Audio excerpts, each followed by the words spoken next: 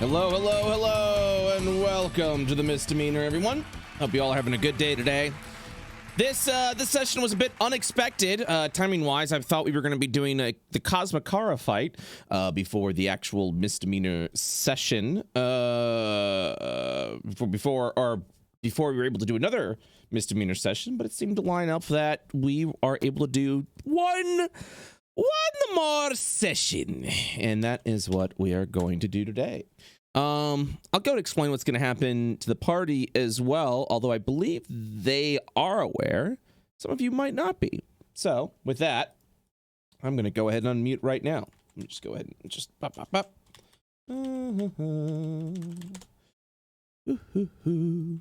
Taking a look at some things. Currently playing nothing. What? Actually, had hello, everybody. Email. How are you all doing today? Hi. Hey, Brett. Hello. Very excited to be doing another session of Misdemeanor with you guys before Big Bad Fight himself. So this is very I'm surprised. I'm also surprised, but this is good. This is good. Ugh, did I just say that? Ugh, God. Ugh, sorry. Surprised. Let it just sit in your mouth like a fine wine. It's like I went outside, I saw you eating dirt and went, hey, that looks fun. So then I spooned it up and put it. Well, I've never eaten dirt before. Who's to say? Could be delicious. Who's to say, right? Who really knows? Hold on one second. Just getting. Was copy and pasting some stuff into the Misdemeanor chat. Cannonball, fire cannon.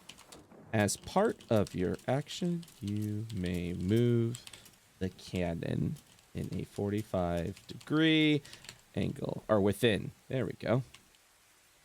Within. Boom. Okay. Just dropping some cannon stats for you. What nice. You can and can't do with cannons, you know, no reason, just in case it comes up. So with that, last time we left off, you guys were halfway through the Serpent Smile, and we just sort of left it at that we were going to be doing Cosmicara either the following week or close to that, and it just so happens things lined up so that Cosmicara is going to happen a little later, specifically next week. So because of that, and because we're able to do another Misdemeanor session, we're going to rewind back a little bit and have you actually finish the Serpent Smile and see what kind of consequences may be happening to either the Misdemeanor or to yourselves or things of that motion, so that we can finish this There's journey an alternate properly. Universe where literally nothing bad happened. Yes. For the rest of Serpent Smile, and we just wound up there, and it was no biggie. Everything was just hunky dory. Yeah, right. Yep. Maybe Smile, probably. I'm already almost dead, so hey, Well, yes, and that's also going to be fun and exciting. Just double checking a couple of things. Sterling, you didn't take any damage at all since on the Smile, is that correct? Apparently so. I haven't touched the character sheet. I've got all my spells marked off, so I think I would have. Okay, cool. Yeah, if you pressed full rest, yeah. Same with you, Luna. Do you have spells marked currently? Or did you full rest last session? No, I have spells marked. Okay, so you are also at full health. Is that correct? Yeah.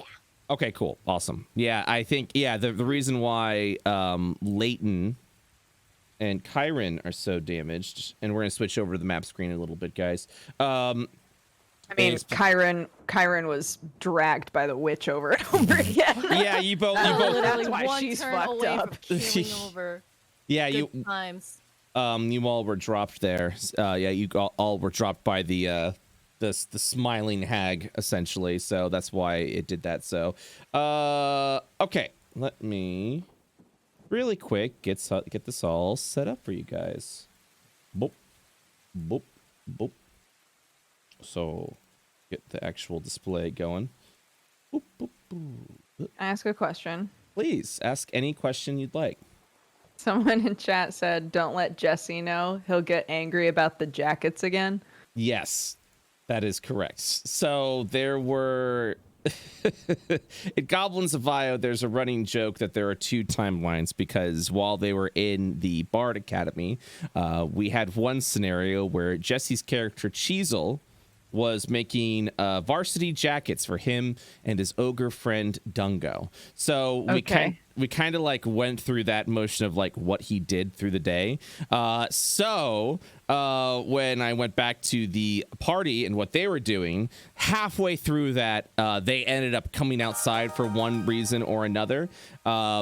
And so I forget how I phrased it. But one of the things Jesse had while he was making these jackets is that he asked like this dying goblin to like go get him a drink so that he can join his like cool kids club or whatever. And I said that hasn't happened yet.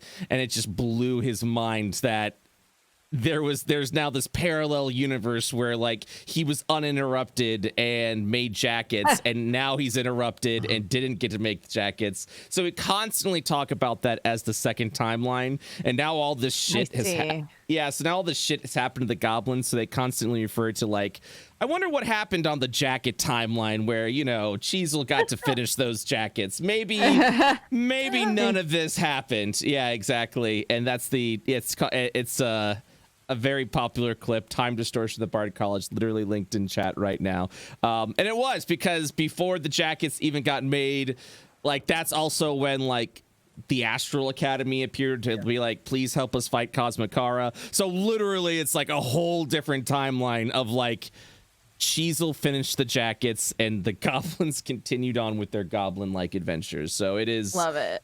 Yeah, it is it has very much turned into like an alternate timeline of like completely different consequences now. That was a much different explanation than I was expecting. Yeah. I gave you a very thorough explanation, but that is You did. that is exactly what happened. So, okay, perfect. I got everything set up. Well, bam.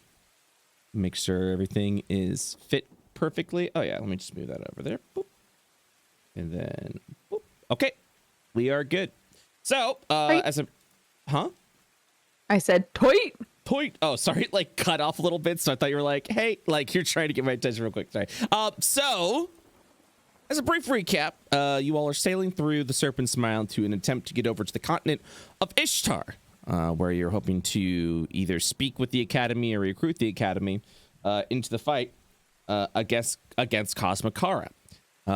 You've requested from the Inevitable a ship upgrade, and after some very heavy persuading and a hefty price requested of you guys, the brain of the headmaster of the Academy, you now set sail with an upgraded ship, an upgraded misdemeanor, which is able to survive a little bit of the beating of the Serpent Smile itself. You've already been through it for about, I think we're at 4 days now. Is that correct? Yep. That you guys have been sailing? Yeah. 1 day left. You've got 3 days left. So, good try though. Oh, is it a? it's a 7-day journey, my friend. Oof. Okay. Cool. Also, thank God for me. I apparently left 2 hit point values, one of the aftermath of the Serpent Smile, where we did some brief calculation. So now we can rewind the damage dealt to the ship. You guys are at 336 out of 450. You're halfway, well over halfway through your journey. You've just, at this point in time, faced off against the smiling hag that apparently visits this ocean, attempting to drag Kyron. By the way, I hate her. Yeah, Gerard, are you available? Is your mics good and everything? Yeah, I'm here. Sorry, I just didn't want to. No. I didn't hear your lovely voice like at all, so I was just making sure that you were here. I'm here. Hello. Thank you, sir. Hello. Yes, Leighton was knocked unconscious by the witch. Got back up. The witch looked over to Kyron, knocked her unconscious, and then began to drag her body across over to the ocean to take her into the watery abyss. So, also, give me 1 second. Give me one. Why? Question mark. Oh, that's why. Okay, yeah, sorry. Had to get the rain effect going. You guys were able to stop. Sterling, over in a giant ape form, was able to grapple at the smiling hag, dragging her off to the side and throwing her overboard, saving the life of Chiron, which was about to reach its swift conclusion. And then the sailing continues. That's what I do. Pounds chest. I become big ape. I say. I feel like that's anyone with the polymorph spells. Like, hey, what I do? I just turn to big ape. I beat the shit out of people, and then I go big ape, big ape, or T-Rex. Because because I copy Theodore. Yeah, you copied Theo specifically, who you saw do that many times. Who was also a bard, if I remember correctly. Memories. Good memories. So, with that freshly in your mind and has just recently happened, what do you do? Sterling, you retreat back to the inside. Chiron, what's your general mental state right now with everything that has just happened? She's not good. Not good. She's well, I mean, I assume right now she's still pretty busted up because she just literally got like gored by this freaking smiling hag. So she is not okay. Chiron, in a bit of a panic within the captain's quarters, what does everyone do at that point? That is within here as well. Gonna look to her and say, don't worry. You were perfectly safe the entire time. I wouldn't have let anything happen to you. That is a lie. She kind of hobbles. Can I move? Am I allowed to move right now? Oh yeah, you're absolutely free to move. She is hobbling. Hobbling, kind of come over to the corner and sit. The injured Chiron, he hobbles over, and you're just like sit down there. Do you need a drink? That would be nice. If I recall correctly, Armstrong had come downstairs to get me for this, but I never got over there, right? So Oh I think, yeah. So let me go ahead and move you over. Which level of the ship would you be on? I'm already there. You can't see me. Oh, the top of the ship? Okay. I'm moving myself around. Yeah. Yeah. Okay, cool. I didn't know if you wanted to be on the top of the ship or otherwise. So That's where I was canonically, as I had just come to the top of the ship. So oh, perfect. From afar, he probably saw Sterling like dump this witch into the water and was like, "What the fuck?" Oh yeah. You were also Armstrong. What were you doing during this? Because you were also coming up at this point, correct? Well, because you knew about the smiling hag. Yeah. I came up when the hag showed up, and then I saw it and got scared and ran away. And ran downstairs. Right, it scared you. Oh yeah, that's why I was wondering what that icon was. Yeah. Do I know? Like, is that fear just like gone now? And I'm like, oh. Well. Yeah. At that point, you just kind of feel like bravery and valor fill your heart again, as something has definitely changed in the area.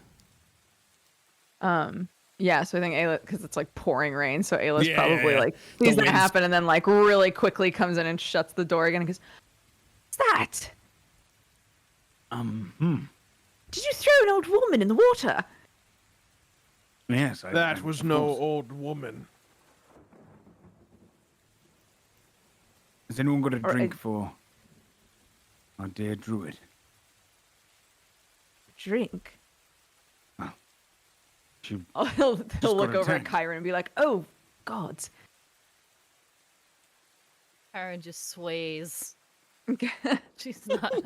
I'll go get something. he'll run back into the rain and go down below and pester Nicholas for something to bring Chiron. Okay. Meanwhile, Armstrong is looking for rum because that was a situation, and he needs a little something. Okay. Armstrong wanders into his boat and just begins. Yeah, at that point, you're just looking around for just old bottles. You probably have a pile of bottles over here that's scattered about. Alis, you wander downstairs. And what do you do? Nicholas, do you have something that we could give Kyron? She's really beaten up there. You just see Nicholas has been holding on to things that have just been falling over within the kitchen, trying to just keep everything afloat at that Alis point in will time. look around and be like, God, this whole thing is taking a beating, isn't it?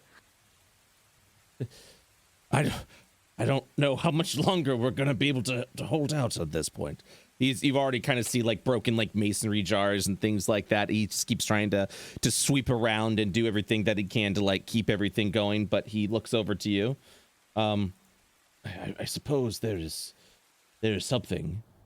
I suppose there's something that I could find. What Look, exactly? she's hurt and she's terrified, and she was always happiest when she's eating. So literally, give me anything. He begins looking around and thinking of all the materials. It's like, I suppose I could cook something. Meanwhile, the ship is still like rocking around in the storm, and he just shakes his head and he's like, I think the best I can do right now is maybe some rations. I could probably season it a little bit so that it has a bit of flavor to it. And then he'll kind of like snap his fingers a little bit and go over to a bag. He'll mutter. God damn it, Nicholas. He mutters under his breath, I was saving this for a special treat for Luna if we got out. Hey, this is eye rolling. He didn't even have to finish this. Nicholas just gives you just a look. He's like, yeah, no, of course, this is important. And he opens up the bag and he will take out a bar of like baker's chocolate before handing it over to you. And it's like, maybe this will... He hesitates for a moment and he shakes his head and he hands it over to you like, take it, please. Yeah, Alis will look right into his eyes and be like, she's literally one of the people keeping you alive right now. She deserves this. Agreed? Nicholas looks, he's like, I'm not arguing that. Of course she deserves it. And he's like literally shoving the chocolate, like, just take this out of my hand, please. Yeah, he'll take it and march away. You literally hear the pound on the table as Nicholas embarrassingly just slams his hands on there, just like completely flustered from that whole encounter. The ship is shaking around. The kitchen's a mess. And now he's just like, okay, great. Now Alis thinks I'm just some love-struck puppy that can't even realize that. Like, you are, you dumb bitch. He hates it, yeah. Care for a drink, lad? He looks around a little bit at all the broken jars around and shakes his head and says, sorry, Captain, I have work I need to do. So do I, but I ain't doing it sober. Suit yourself. He looks over, he's like, do you need anything from me? Or meanwhile, Wood Gnome is still like fixing everything on the ship currently as like water's leaking in, and you just hear rapid pounding from inside the ship from Wood Gnome as he's just shaking his head through the whole thing. Nicholas looks up over to Captain Armstrong and says, I still can provide company for you if you'd like, Captain. I'd just be frantically sweeping while I do so. No, that's all right. Take care of your business. I'm heading back up. Good luck out there. Do I need to go up there? I will if you need me to. Do whatever you need to do. Get your situation all straightened out. You're a mess right now. Oh, yes, of course. Sorry, Captain. I will. I'm apologizing for every damn thing. I'm sorry, Captain. Sorry, Captain. I'll steel myself more. I should. It's a bad habit. Just apologizing over things. I'm sorry about that. And then he just. Sure, you don't want that drink. No. I need to keep my wits about me. And he just continues sweeping over all the broken glass that's around there. Wood Gnome is just hammering away, and he's muttering under his breath currently as he continues to try and repair the ship. He has a look of determination. What did you say? Base Wood Gnome? Said based wood gnome. He's Yeah. fixing the ship. He's Oh. He's being doing his useful. job. Yeah, his Look at face him is go. extremely. It has a face that is extremely focused, but also incredibly irritable currently, as his tired eyes hang on his tired like eye lids just hang underneath his eyes as you just hear. Just doing the best that he can to like keep the ship going. Armstrong, what do you do? Keep up the good work, Wood Gnome. We may very well be at the bottom of the sea if it weren't for you. He'll look up and he goes, thank you. He is unfamiliar with praise aboard this ship, and so he doesn't know exactly how to respond to it. He will continue to work at the ship, and he'll be like, well, you know what? It's okay. We've got to look at the positive of this. We're almost out. Aye, indeed. Be over before you know it. Try to enjoy yourself. Of course. I'm just, one more day and we'll be out of the smile. Pound, pound, pound. Aye. One more day. And he'll nod to himself. He's like, yep, one more day, a 5-day journey. Pound, pound, pound, pound, pound. Like, continues to slam. I like that that's what I thought. Yep. So that is now what he thinks. I would gnome. Really my goal here for the misdemeanor is for every player at some point during the campaign to ask, am I would know? Right. Wood Gnome was based inside me the on whole me? Some grand reveal. Alis, where you're heading back above deck, correct? Yeah, I was just gonna. Of course. And Armstrong, back you to are the top. still below deck, correct? You're not going back up? I was gonna go back up the elevator and like check on everybody since bad things happened. Yeah, The elevator isn't down though. Yeah, the elevator isn't down currently. It's up with the rest of the crew. So if you try to like activate the elevator, you're taking like part of the crew. You're like, what the fuck is going on? Alis will, since I've got storm sorcery, I can like keep rain from hitting me. So Alis will just wait for Armstrong, and then I can bring us both out there in a bubble, Okay. Yay, bubble. so that we don't get soaked. Well, bam. All right. Just going. Got to get that atmosphere just right between interior and exterior. It's a good feel. Good Of feel. course. Good sound feel. Nice. Very nice. Thank you. Thank you, Laura. Thank you very Seamless. much. Yes, thank you. Thank you. Alis and Alis and Armstrong, you kind of like wander back on deck. The rain continued to pound down. Meep. Stay in my bubble. I think the lag is. No, it's fine. Just do the best you can. It's understood you guys would get over here. You guys Alis- moved more than 5 feet apart. You're no longer in the bubble. Haha, Oh DM my tricks. God. DM tricks. Yeah, Alis will walk over to Kyron and hand her the rations. Like, it's Oh no, it wasn't rations. It was it's the Chocolate. yeah. chocolate. Yeah. chocolate. Kyron will look up and gingerly reach out with a shaky hand, and she just kind of slowly takes it. She kind of looks like a scared animal right now. And so she'll just kind of like curl back in on herself and start nibbling on the corner slowly. And then she'll look at Alis and then just be like, thanks. The chocolate provides a bit of comfort from the texture of the food. As far as sweetness goes, it is not your typical chocolate bar. It is more of a like a cook or a baker's chocolate used for as an ingredient more than as a primary candy of food. I don't know if anyone's ever had those like chocolate specifically meant for baking, but yeah. Like the 100% cocoa ones Oh, yeah, that are yeah. super bitter. Yeah. It's like a very bitter chocolate that you begin to chew at. Oh no. Luna kind of looks over and makes this realization, and so she walks over and she's like, "Kyron, I actually have some sugar on me as part of my tea preparation. Would you want to sprinkle that on top of the chocolate to make it taste better?" After her first nibble, her nose will wrinkle and she'll reach out and do little grabby hands for the sugar.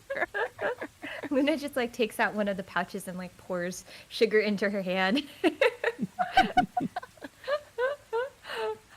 Thanks. She'll literally just like alternate bites of like the chocolate and the sugar and just like sit there munching. And she'll calm down a little bit. She'll stop like shaking at that point, I feel. All right. Well, you all look terrible.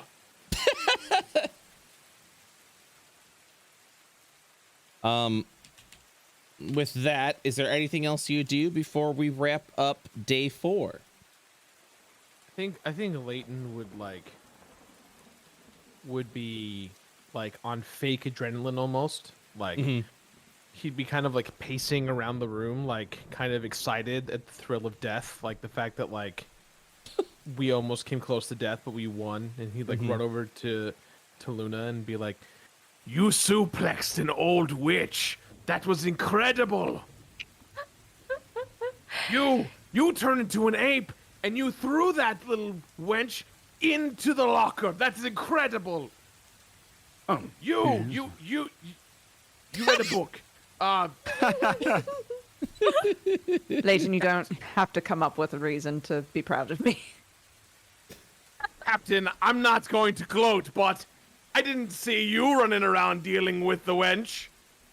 I forgot something down below deck.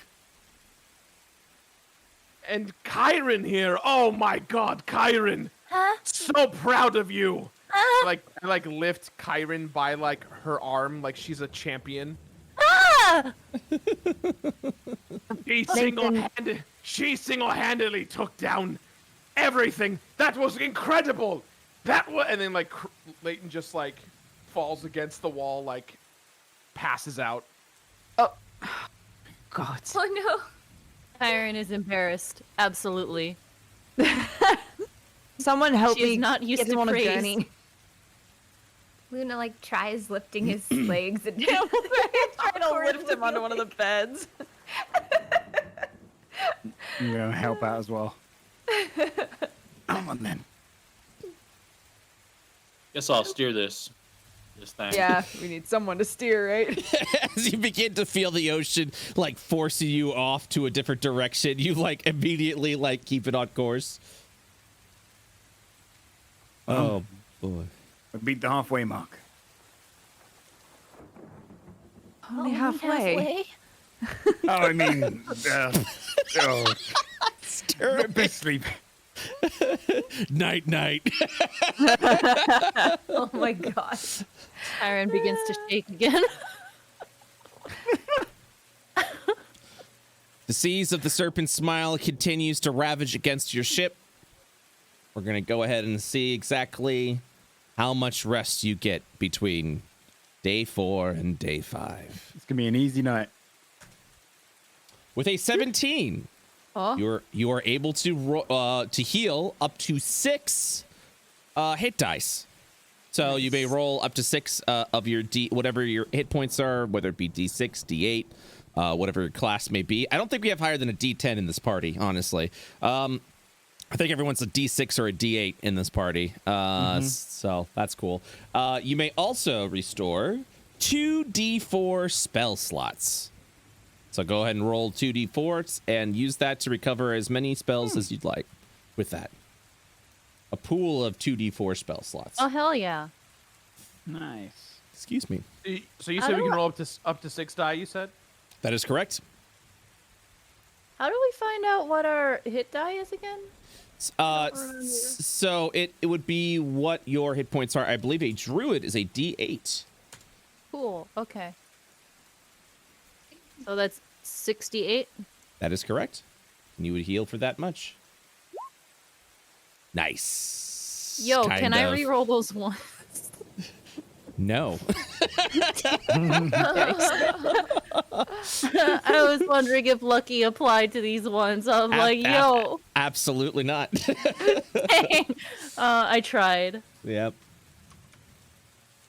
it's it's weird, but we, funny enough, over the next month or so, I will have done IO for an entire year, which is awesome. Whoa, that's wild. And Yo, I think in July, actually, let me tell you when our first actual misdemeanor was. Hold on. Our first session of misdemeanor took place August 1st, 2020. So we are, in a couple of months, we'll be at the 1 year mark when it comes to the misdemeanor and all of that. What? Oh And my it's, gosh. yeah, right. And what's really good about it is the fact that, sorry, I lost track of what I was thinking. I've become very, like, players who are like, hey, can I go ahead and do this? Looks at DM and starts like, And it's been very easy now for me to be like, nope, that's not what we're doing. So so there's definitely been a DM's confidence when you manage so many groups of players to be like, nope, that's not what happens. Continue on your day. So anyways, yeah, just a little anecdote I was thinking about just there. Kind of trailed off a little bit. Anyways, continue on. So everyone's yeah. Brett, I'm so sorry after Please. that to have to ask like a question. Please, no, But for ask a some- question. For some reason, I'm not able to undo my spell slots. Like, in my, usually I just uncheck it, but Yeah. I don't know where it went. You just nope, no worries. You don't know where it went, or you're unable to uncheck. Unable to, like, my long rest button, it seems to be missing, and then when I try Oh to uncheck yeah. the Don't slots- don't click the don't click the long rest button because you are not going to be long resting. Okay. So yeah, absolutely don't do that. So what? I had that happen to me when I first loaded up Beyond 20 today. I just relogged and then I accessed it through my character list in my profile, and that fixed it for me. Oh, okay. So I'll try that. yeah, so you can check and uncheck, yeah, but don't click the long rest button. You don't want to do that. Oh, yeah, I just don't even have a long rest button. Yeah, I I don't- just couldn't figure out how No to worries. undo the spells. Because, like, where it says I've used one of the slots, Yep, I can't. you just undo click it and No, uncheck it. it's a permission thing where even if you click on it, nothing happens. Oh, weird. Yeah. Yeah. It behaves as though you are not in control of the sheet. It was happening to me earlier, and I had to fix it. Oh, weird. Okay, cool. All right. Well, for now, how many spell slots do you recover? Because I still have access to your sheet. I can go ahead and fix it. 4? Okay. It looks like did you only cast one spell that last fight? I think a level 4 and a level 3, maybe? Oh, I see level 4. Yeah. So with spell slot 4, which spell slot would you like to recover? A level 4 or a level 3? Level 4? Okay. I have unchecked it. You're good to go. You've recovered a level 4 slot. Masae, did you sign in with Twitch? Do you know? Like, because that's how I've been doing it, and I wonder if that's kind of an issue. No, I signed in with Gmail. Okay. Yeah, it really all depends on what you've signed in with. So you may just have to log out and log back in with whatever you signed up. Because if you use a different account to try and sign in, it's going to create a different account, and you won't have access to your character Yeah, I sheet. haven't changed anything. It just, like, I couldn't get in today, and like I was saying earlier, I've only ever signed in with this, so I don't know Yeah, what's I would. happening. Yeah, I guess try that. In worst case scenario, I still have control of your character sheet, so I can adjust all that if necessary. Okay. Yep. All right, with day 5 about to begin, where's everyone's positions? What are you guys doing?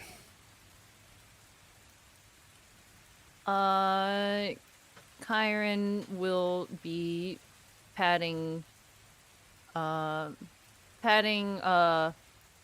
my brain is blanking. No worries. Wow, my brain is just super Armstrong? blanking. I'm sorry. Yes, thank you, Armstrong. My brain just completely died right there. Yeah, she's just gonna be casting guidance. Gotcha. Again. Armstrong, you're going to be at the wheel today? Yeah. I Okay. think Leighton deserves some rest after having been nearly murdered. Leighton, you'll... Twice for that matter. Leighton, where will you be? I don't know. I mean, something that I think Laura and I both realized that being below deck, you don't actually get to do anything. So I get like, I thought that there was going to be a situation where like Laura and I could do something below deck to help the fight. So like, There very well may be.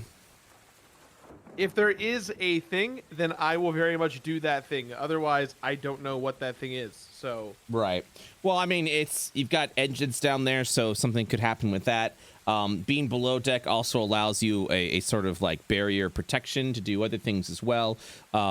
If, for example, Luna, I know, was mentioning helping Wood Dome with the repair, Right. so Luna would have to be below deck for that. Just what whatever. is Go on. Shen doing this whole time? Shen currently has been meditating up on the ship within the resting area, so he's just kind of Oh. like waiting until he's needed.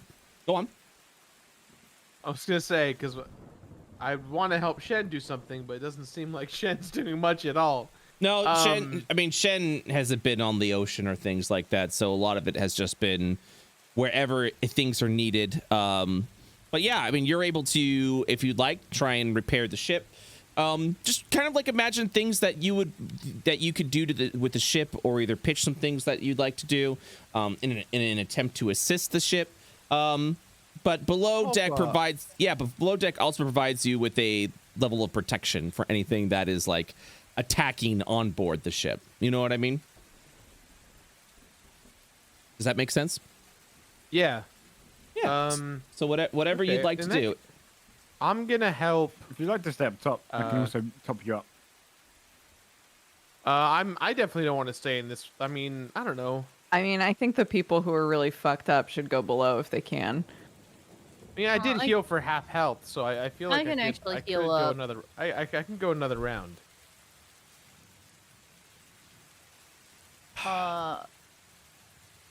We can cast spells right now, right? We're just in Absolutely. the middle of a lull. Yeah, I'm gonna cast Good Berry like 3 times and gorge on berries. Okay, so you're literally just inhaling berries like I as feel it's- like that is also what she would do anyway. She will just create her own berries and literally gargle them. Sounds good. So that's 30 HP. Okay, nice. Nice. An awesome ability. Generate Berry berries. is very nice. It's also very her. Yeah. Munch. Aylis, Aylis, you're gonna be above deck, just kind of managing the sails. Doing my use, yeah. Okay. I come out and help. Yeah. You still have your rope. I don't know if your rope's still alive or not No, after the I only day. get it for an hour at a time, so Okay. Then I will move that away for the time being. And if you decide to use your rope again, let me know. Well, Pam, Luna, what will you be doing? I'll be helping out. I guess I'll just stay in the same place and try to help out here. Mm-hmm. Your raven looks at you. I love my raven. Good RP. Thank you. Nice, very good, Raven. Thank you. Sterling, or not Sterling. I'm sorry. Leighton. What did you decide that you'd like to do? Are you gonna stay above or below deck? I'm gonna stay below deck and help Bread Boy make sure Clean. he doesn't go crazy and clean up and stuff.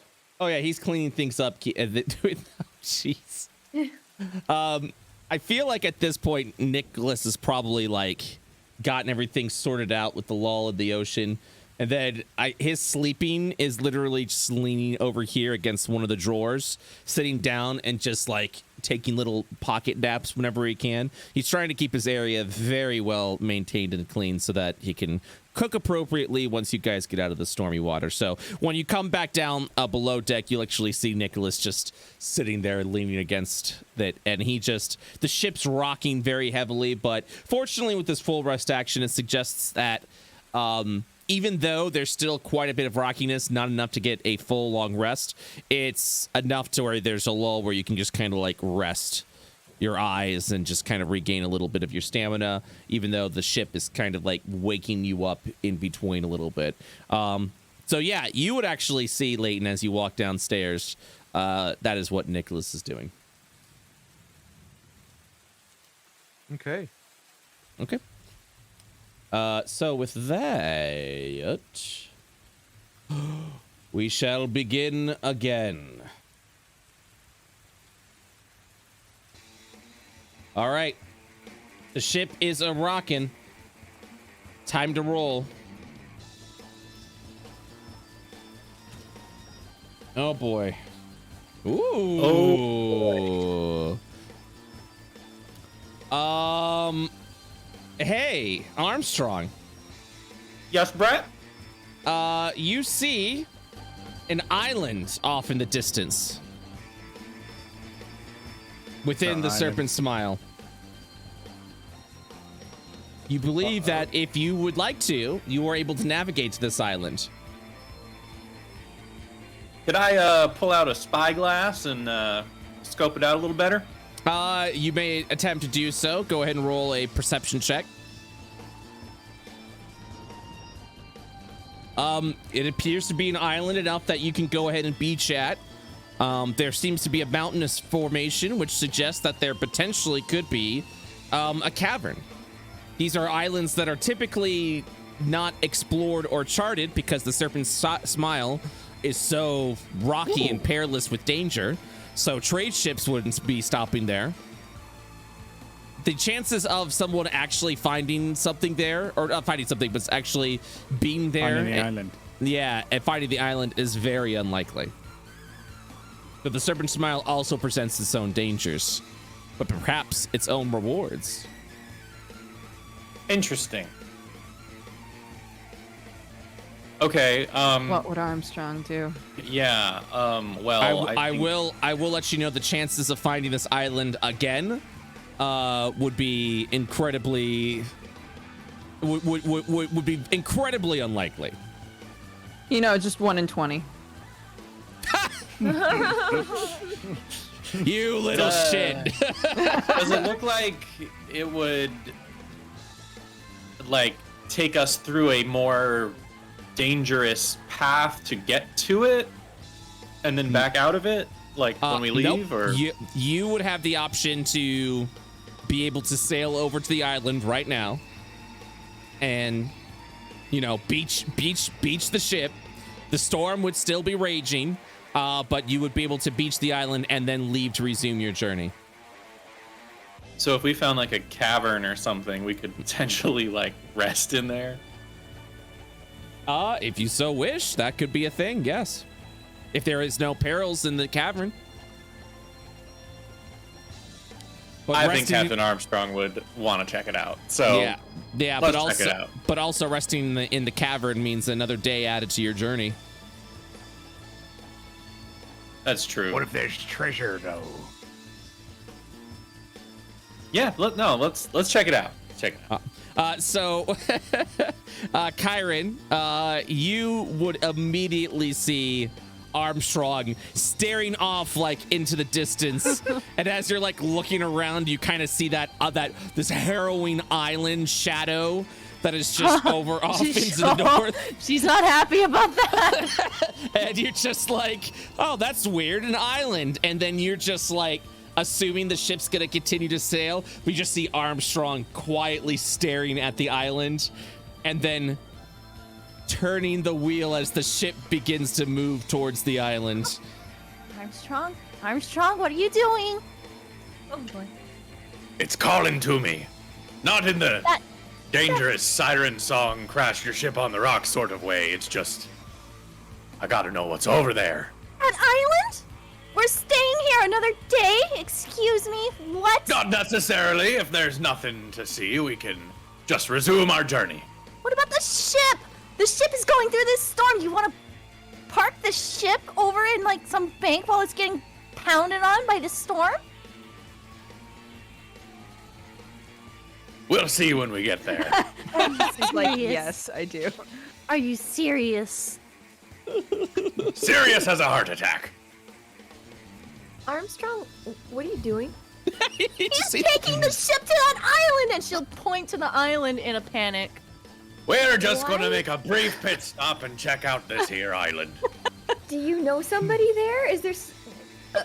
Luna's like a little taken aback and she's just like... No she's idea used to what's over Armstrong there. crazy things, but she's just kind of like, what? Oh, I don't know a thing about it. That's why we're going.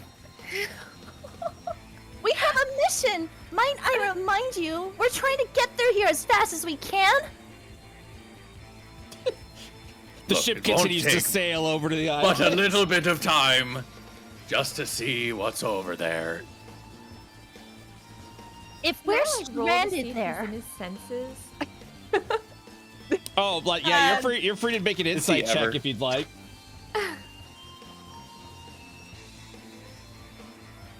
I mean, he seems to have his senses about him. Huh.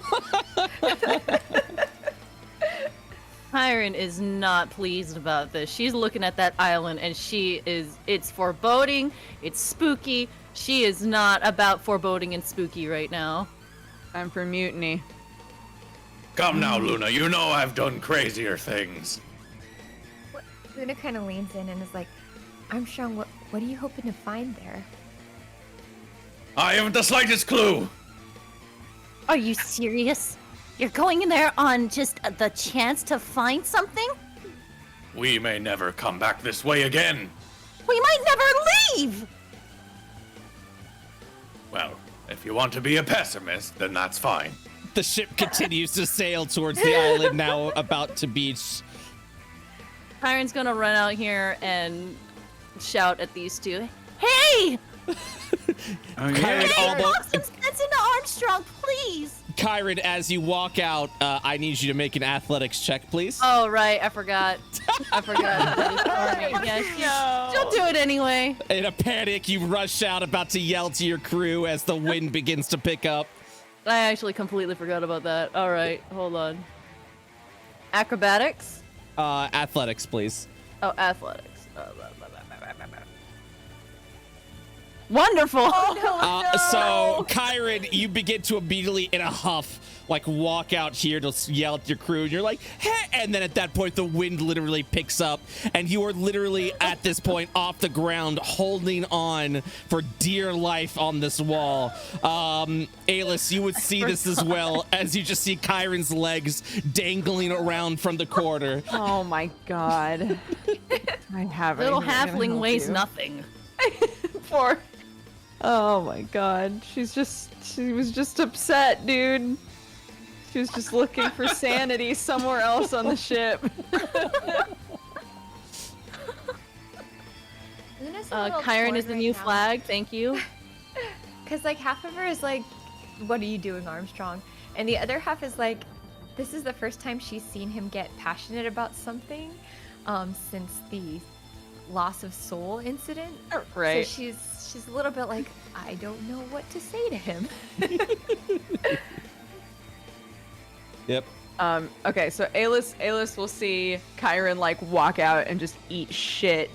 And he'll, since he's like trying to direct the wind, he'll turn to Sterling and go, Kyron's just fallen, can you help her?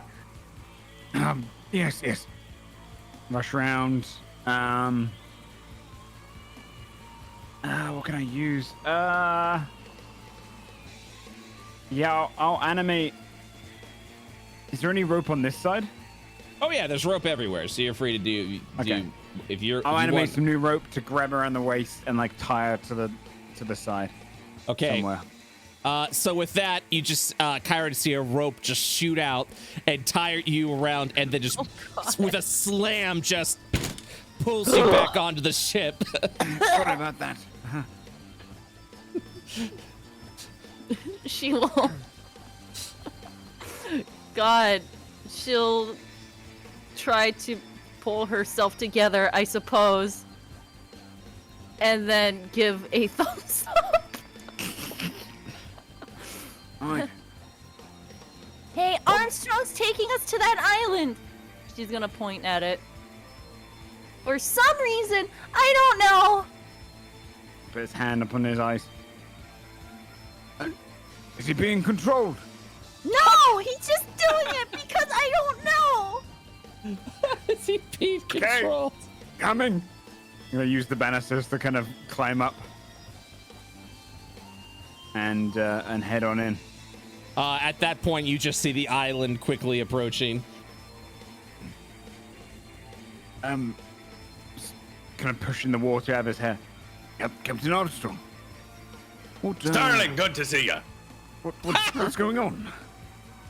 Well, I just saw this nice little island off in the distance and figured this was some uncharted territory. Who knows what we could find? Might as well take an hour or two and check it out. Sterling's gonna bring a flute to his mouth and cast counter charm. Just assuming. With that, yeah, I would say with that, you would realize that he is under no charm. He's just a fucking pirate, dude. Oh, what do you expect us to find out there? Well, that's half the fun of it. I haven't the slightest clue. All right. Lead the way, Captain. Perhaps, though, if you notice, those mountainous rocky formations, if we found a nice cave sheltered from the storm, you all could get some proper rest. It's not a bad idea. Though we should be cautious of what might take residence inside those caves. Do you think Aye, you of can course. anchor us there? Oh, it's part of the adventure, yes. All right. I'll let Kyra know. Kyra, Aye, you were if you just... could Your calm her body's down a just bit. slammed against the ship right now, the rope keeping you a hold. I'm gonna bring the rope in with her. Take a step back. So like, Kyron, you immediately the rope tugs you in and whiplashes you into the room. oh, sorry about that. And I'll untie from the rope. He's got his wits about him. Just seems like he wants a little bit of adventure. I think this is plenty of adventure. Yes, but you know, if you're already wading through shit, what's a little piss? Hey, that's the spirit. Everyone's crazy. Everyone's crazy. We're gonna die. Everyone's gonna die. The ship is gonna sink. We're gonna get stranded on this island, and something is going to just destroy us. You realize this, right? Everyone is crazy, but the rest of it you're wrong about. So with that, Armstrong, you will successfully beach the ship. Leighton, you will actually feel a big hit as if you have arrived somewhere. Leighton immediately, like, bread in his mouth, bottle of wine in his hand, like, sprints up to the top deck. Nicholas sees you with the bottle of wine and just eating the bread, and he's just looking at you, just like, wait, that was for like, yeah. Sorry, mate's got to go. No, okay. He'll just at that point. Hold on, I'm gonna move you over. He just at that point, Nicholas is just like had something planned, and everyone's just digging into the bag, eating whatever. And Leighton, at that point, you come above board and on board, and yeah, you guys are beached. You're able to get off the ship and explore this island. Do you do so? What in bloody hell is going on? Who decided to beach us here? Armstrong did! Captain, you know I'm not Leighton. from... Why did you do this? Armstrong just walks up and puts an arm around him, and he's just like, Behold, a mysterious island. Mysterious island. That's why we stopped. Said, oh, an island, let's take a look. Aye? Where's your sense of adventure, Leighton? Adventure? Oh, I don't know. We've been on the open sea for 5 freaking days. That's Wouldn't adventure you- enough. Wouldn't What's you wrong like a with you, little Captain? break? This isn't. No, no, I don't want a break from adventure. We're on an adventure. This is an adventure. But now it's twice the adventure. We Shit's gonna don't get need damaged while any we're not more. even here. What? Are you mad? Do you have scurvy? Don't believe I've got scurvy, but let me Sorry, just could eat someone a lime explain here. to me why we've beached next to an island? We're going on an adventure. Adventure? No, you. What? No adventure. We are. This is an adventure. We need to go to the academy and convince those children to be on our side or murder them all. I don't know. We have to do that. You we are don't right. have time to deal with adventure. Do you want gold? Is this about gold? I have plenty of gold back on. No. It's about the book. It makes for a great twist in the middle of the sea if we find Oh, a cave. Oh my Sterling, no, God. no. Sterling, what are you talking about, mate? You're trying to make Captain Armstrong famous? You guys, Well, you yes, guys. precisely. I know this all sounds crazy, but I think I know what Sterling's saying.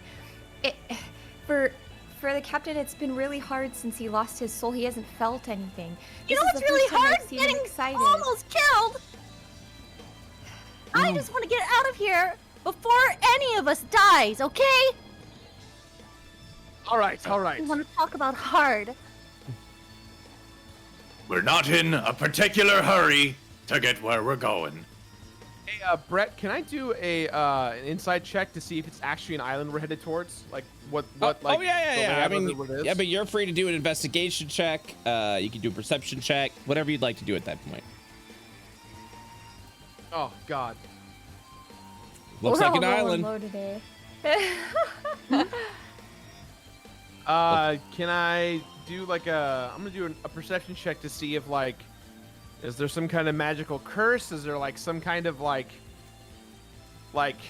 is there a way that I can tell if it's evil or anything like that? I mean, all you're able to do within your nature would be the investigation check. You rolled a 7, and your mind and you believe that it's an island.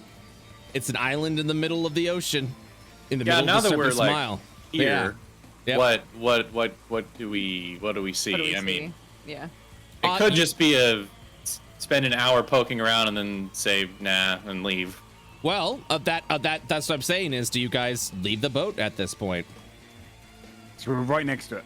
I mean, you're beached. You're currently beached at this point. Okay. I'll go with you, Captain. I don't think this is the best idea, but I get it. I'll go with you. Glad I can always count on you, Luna. I mean, look, Karen narrows her eyes. I think it might be quite fun. I'm not here for fun. Layton looks at Alis. You're the voice of reason. You understand why this is a bad idea, right? Of course I understand why it's a bad idea, but we're already here. If there's somewhere for people who are really beat up to rest that isn't in the pelting rain, then I think we should take it. Yeah, Kyron, you're in no position to go anywhere right now. We need to get you to a safe place where we're not constantly being rocked back and forth. You can rest and eat berries. Are you making fun of me again? No, and what again? I've never made fun of you. I'm serious. I think that this would be a good opportunity for you to rest your leg after what happened outside. All right. You are the captain, technically, Armstrong. What say you? Technically. Well, Know what he says. no one who doesn't want to come along has to. I'm not staying We on don't- too long. We don't have much of a choice, Captain. You just made an executive decision on your own. Whether we go on the island's irrelevant. We are still going to be here for a while. We And are it's no losing- different than being out on the open water. So if you would like to stay below deck, by all means. I'm As not far as staying on- danger... I don't think you understand, mate. Danger and death, I don't fear. What I fear is being on this accursed sea another day. If we lose behind time, it's a lot. For what, some gold? Who knows?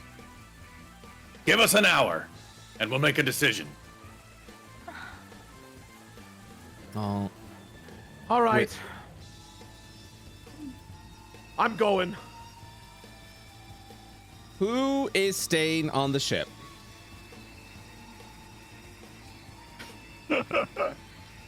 Nobody. Silence. All right, so everyone is going on the island. I guess so. All right. Kyron is grumbling. All right, so at that point, you are beached. You get off over at the beach, and you see an opening into a small jungle that surrounds a tiny rock formation. And you enter that island. So, with that, here we go. Cool. Also, if Kyron has trouble walking, I can conjure a phantom steed now. Oh my god, incredible. Excuse me? It's one of the things I picked up with the wizard things when we leveled. A large Oh classy my horse-like God. creature appears on the ground in an unoccupied space of your choice. I could just put it in there. What? Very cool. I love the idea of Luna being like, hey, sorry we keep fighting. Here's a whore. Oh, Brett, I totally bring my rope. Oh, you're bringing your rope? Absolutely. Okay, you got it, man. I'm gonna go ahead and grab that as well. I want to say, for the record, I'm leaving Eleanor on the ship so that I Okay. know if something happens to the ship. Sounds good. All right, so you guys arrive on the island. The land itself completely covered. And looks like it's been submerged a couple of times. Leighton, once again, looking around on the island. It just seems like a normal island covered in the storm front of the Serpent Smile. And, yeah. Kyron also wants to look around and just be cautious. Okay. If these investigation rolls deem something, I will let you know. Okay. Anyone else? Yeah. Sure. I'd like to investigate. Sure. God. I'm gonna give myself a bardic inspiration when I do it, though. Okay. A little like Wow. sea shanty playing. Well, You what's the bitch. song? Wait, dude, I got okay, look, I'm doing it. I get to roll this twice, take the higher number, so a 16. All right. Oh my god.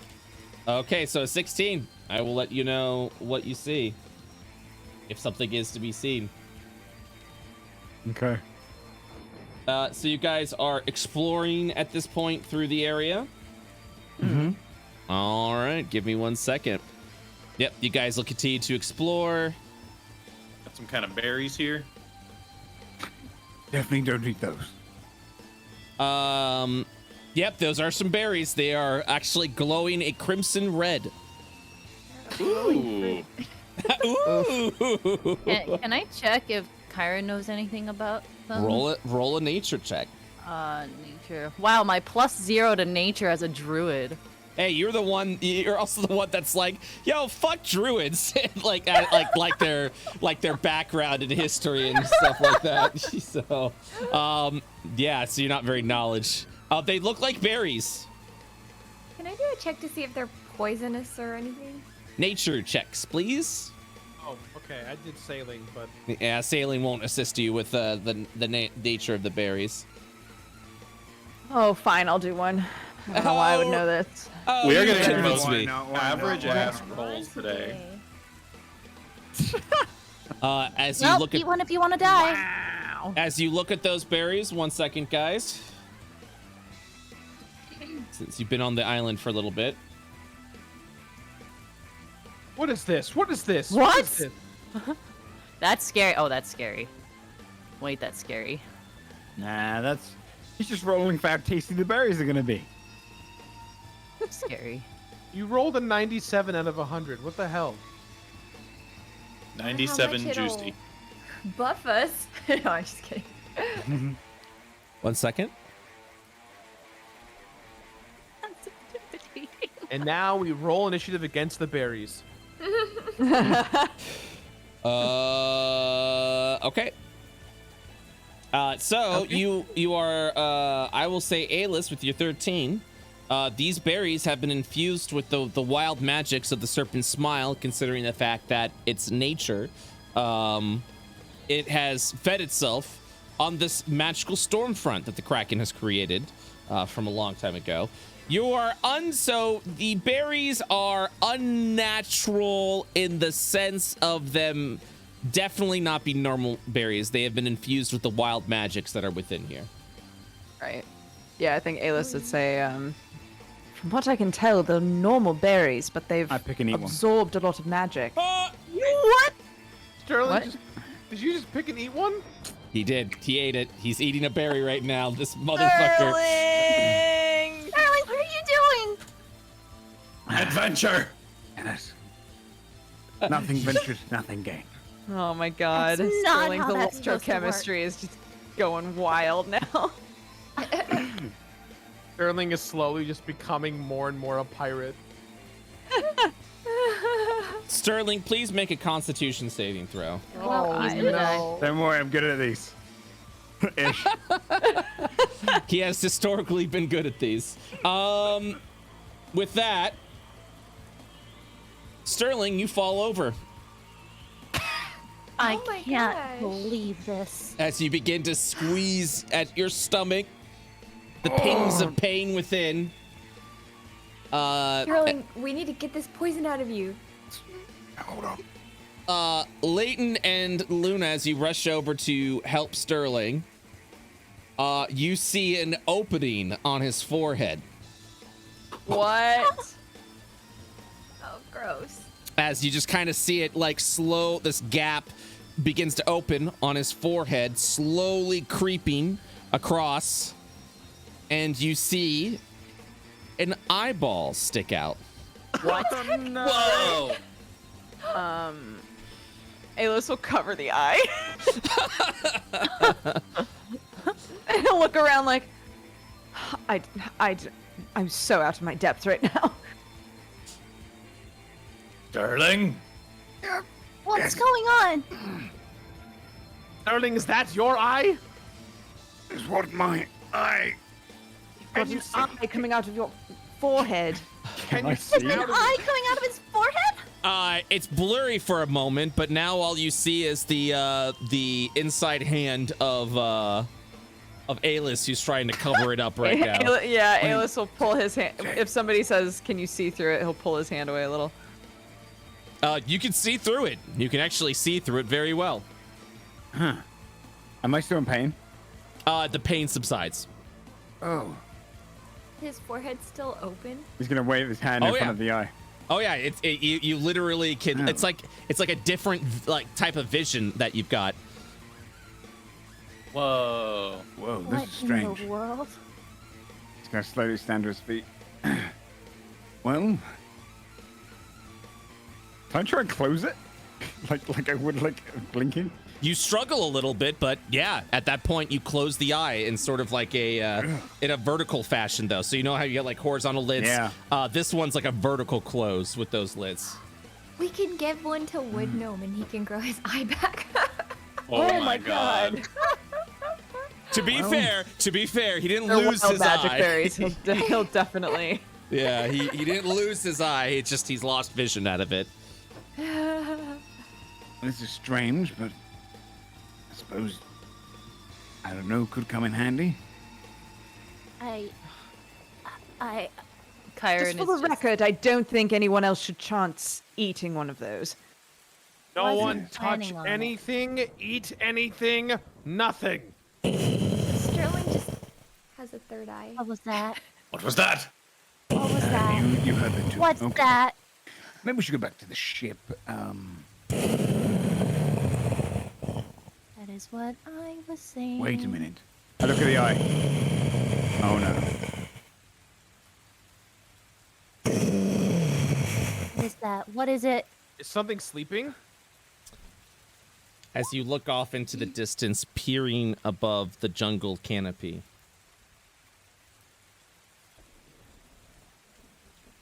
you see the top head peeking over the trees. This creature wandering My around. God. Well, Oh. very nice. I need everyone to roll initiative, please. Oh. Animal It's handling? e- No, I'm just kidding. Wait, can we, just to be clear, it for sure sees us? I need everyone to roll initiative, please. Okay. All right. Is there any No benefits to this answer. third eye Fine. yet, Brett? I'm sorry, Sterling. Are there any benefits to this third eye? Or negatives? Or is it just a... So Harder to wash your face. I know, so yeah. as you're adjusting the third eye, I will let you know if there is any benefits or negatives at that point if the situation arises. And also to answer your question, Alis, it is uncertain if it sees you or not, but it is approaching you. So we are now at high stress. Gotcha. Can we turn invisible? Well, I have Luna? invisibility. That's what I'm going to cast on my turn. Of course. Please roll initiative, Alis. I already did. And oh, can you roll again? Because I didn't pick it up apparently. And Leighton. 19. There we go. Okie dokie. So, with that, Luna, this hulking abomination is kind of like breaking through the trees at this point.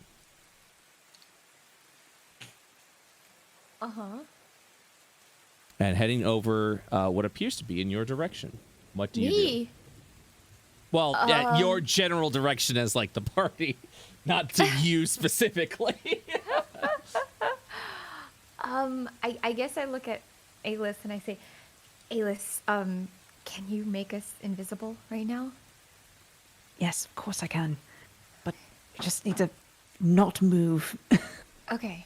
I'm preparing the spell. That's my excuse. Okay. I'm ready to cast the spell. Like shakes violently. All right. Animal handling, that would disturb him, right? I need everyone to roll a stealth check, please. Oh, balls.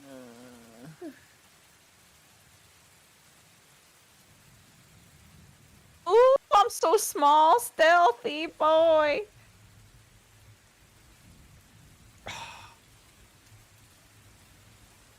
Sterling, as you begin to look around, you are able to see the creature's eye begin to look over to you all, and it frowns. It kind of like closes in a little bit, focused upon you. Can I send my familiar off in the other direction to distract it? You may attempt anything you wish, but it appears to be. It's safe to say that it appears to be aware of your direction, of where you are. So, with that, Luna, it is up to you what you want to do. Me? It's your turn. You haven't done anything yet. Oh, that's why you were calling. Okay. Yeah, sorry. Hey, Brett, where's its token? It is not. It's currently out of your vision right now, so it is. I see. You see the eyes poking about west currently. Okay. Can I do a check to see, if it has any kind of ranged attacks? You may do a scan check, and I will give you the options. A 12 is insufficient. Okay. I guess I want to talk to my raven and say, Ali, can you fly off in the other direction and keep your distance, but try to distract him so he looks away from us?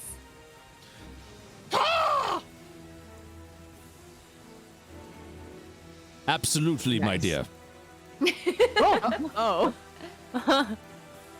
You hear in your mind. I shall fly post haste. Thank you. And the raven just flaps off over into the general direction. Be careful, don't get too close.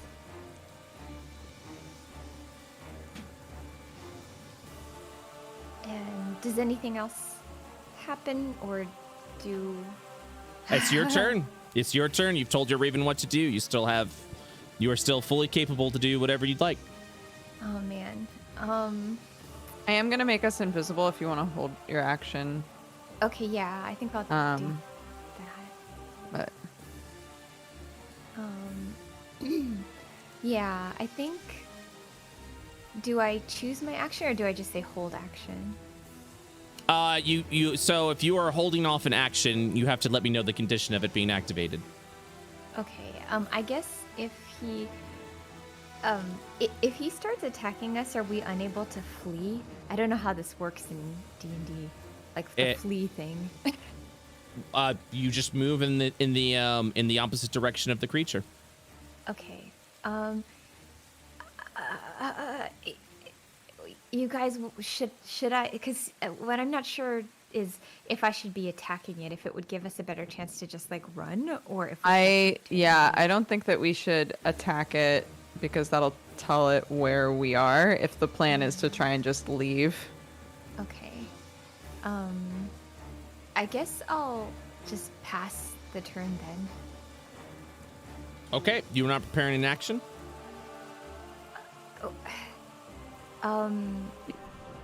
Is there any action I can prepare that isn't like an aggressive one since we're trying to leave?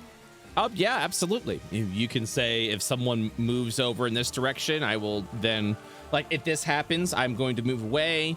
You can just take a dodge action in general to go ahead and defend against any attacks that may be against you. Essentially, with any action, when you prepare an action, all you're saying is, if this condition is met, I have the ability to do this action. Okay. I guess I'll just prepare the dodge action then in case he tries to hit us. Okay. You could also just take the dodge action, and that'll give you the defense for the entire round. Oh, okay. I'll do that then. Okay. Sounds good. Does Sorry. that end? No, you're good. Does that end your round? Yeah. Okay. At the end of Luna's round, the creature will quickly approach, now coming into view. Oh, jeez. Ah. Okay. Ugh.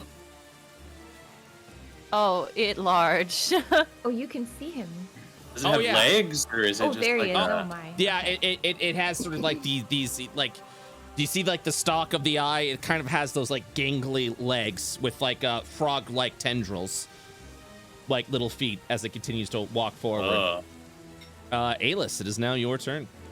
Okay. Yeah, I'm gonna cast invisibility on everyone. Okay. Greater invisibility.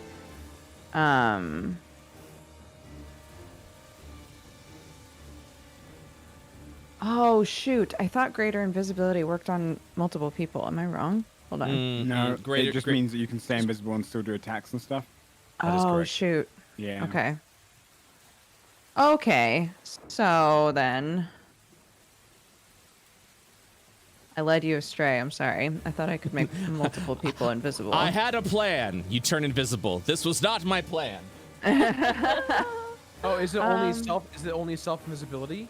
I can make one person. It can be myself or one other person. You should make Sterling invisible because he failed his stealth check. Ooh. Well, it already knows that we're Beast is here. coming in. I mean, I direction, think yeah, it's it's yeah, looking it's in that looking at us. It's looking in your No. general Can you do an direction. illusion? So essentially, I would ask you to make an insight check to gain that knowledge. If you believe that it has failed Sterling specifically, because it's looking over in your general direction. Can I do a check Yeah, to you see can if I go- can tell like You can make if an it insight sees check all if you'd of us, like. or... Absolutely. Oh lord. Nope. Oh no. My apologies. Panicking. Okay. Shoot. Should I try to banish it? I mean, it's not. It's, I mean, a good banishing is always good. A good banishing. This creature needs a good banishing. banishing. Oh lord.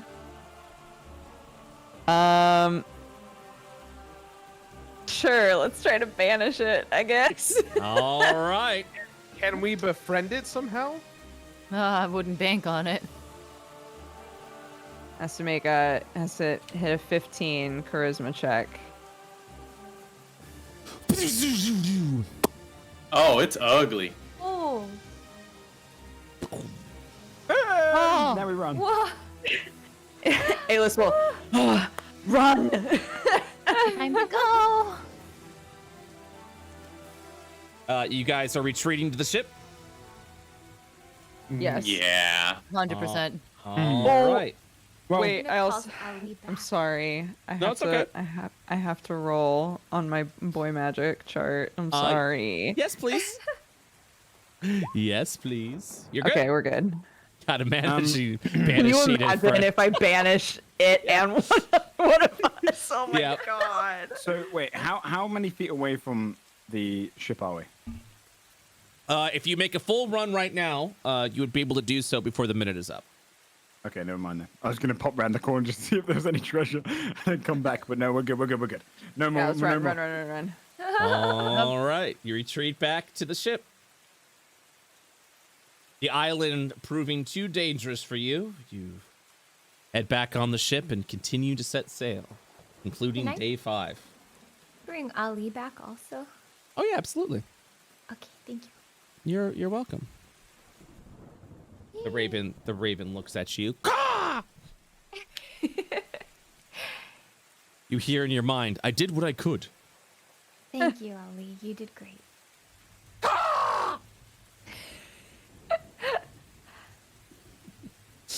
Alis will flop onto as we're like starting to get everything set up again. He'll like flop onto one of the beds for a second and be like, "Well, surprisingly, Chiron was right, and that was a terrible idea." Well, nothing ventured, nothing gained. Sterling's got a shiny new eye. As you I mean, looking in a mirror, looking at it. Sterling, as you look into the mirror, your eye forces close and blends back into your forehead. The effect's only temporary. Just go away. We should have taken some of those berries. I guess so. Well, All right. Armstrong. All right. Armstrong, take my finest whiskey, please, and go sit down and relax. What, you don't trust me? No. Oh no, it's not that I don't trust you, mate. It's that you've been working real hard, and I'll step up and do more. Look, a man's allowed to be wrong. I never said you weren't wrong. Armstrong, do you want to go talk for a bit? Fine. Thanks for the I whiskey. don't know where we go. Do we go? Like, is there like a corner here we can hang out, or like? I mean, you're free to go wherever you want within this area. Okay.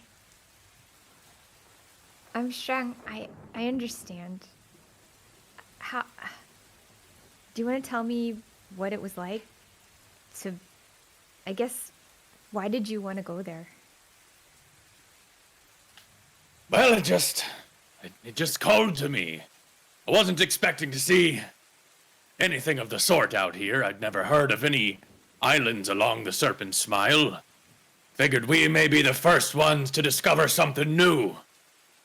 Yeah, like before. You got excited about it, didn't you? Aye, of course. Who wouldn't be? Luna feels relieved. Even though she knows the whole thing was a crazy endeavor, she just hasn't seen him like this in a while. Has the kobold talked to you since then? Thankfully, no. Hoping we can learn a thing or two at the library where we're going before I have another conversation with that little stain. Yeah. Well, I'm glad we made it out of there. Aye. And I just uncork the whiskey and pour myself some and hand the bottle over to Luna. Luna just takes a swig directly out of the bottle. Well, yeah. Even if these things don't turn out as planned, I mean, that's what being a pirate is all about, right? You got to see what's on the other side.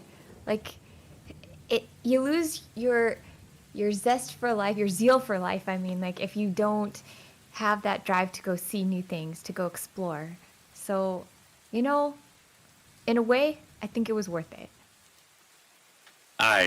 You understand. You've always understood, Luna. Aw, I love Luna. Me too.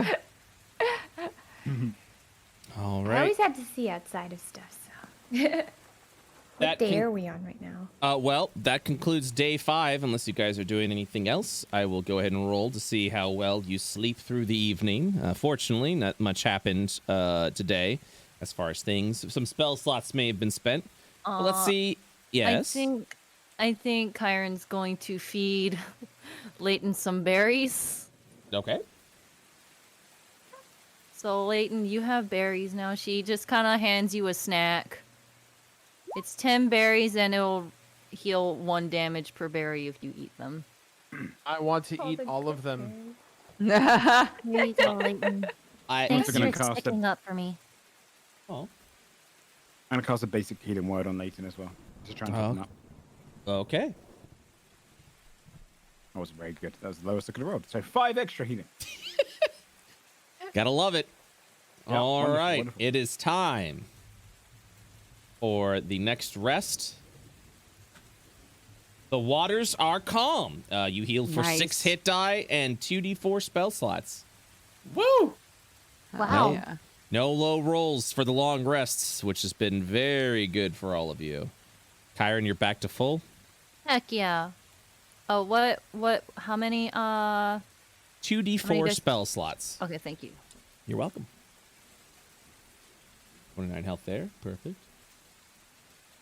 Luna. Where is everyone sleeping during all this? Oh. Are these beds here? Those Yeah. are bunks if you do decide to stay there. I think Luna doesn't need to sleep, so like she does like a 4-hour meditation or something in lieu of sleeping. So maybe I'll just do that over here. Okay. Kyron would take a bunk up top just so that she's prepared and knows what's going on. Yeah, so would Alis. Okay. Cool. Yeah, same with Armstrong, I guess. Yeah, same with me. You know, really just feeling like just a bunk would be pretty good. Sorry. So, one moment.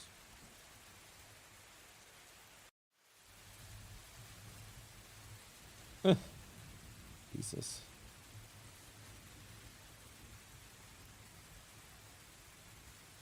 Luna.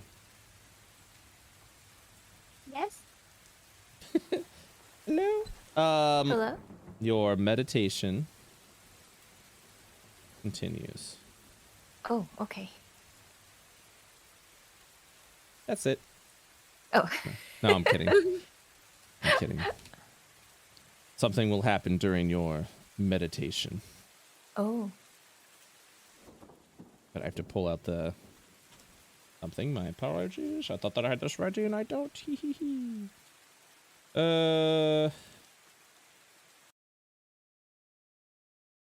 Sure this plays.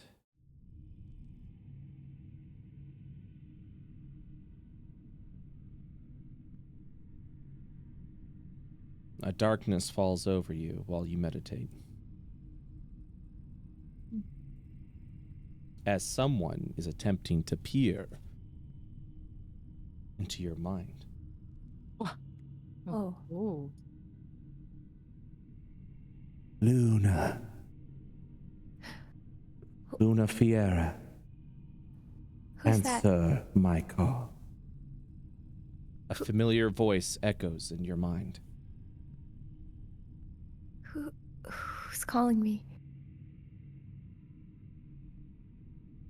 Feel your spirit. Know it is of kin. May? And with that, you and your cousin come into view.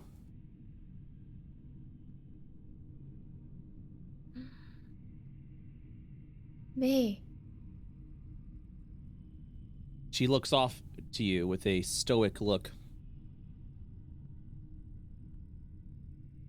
I sense you approach the island Ishtar.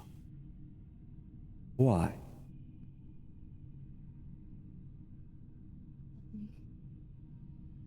We have a lot of things that we'd like to do.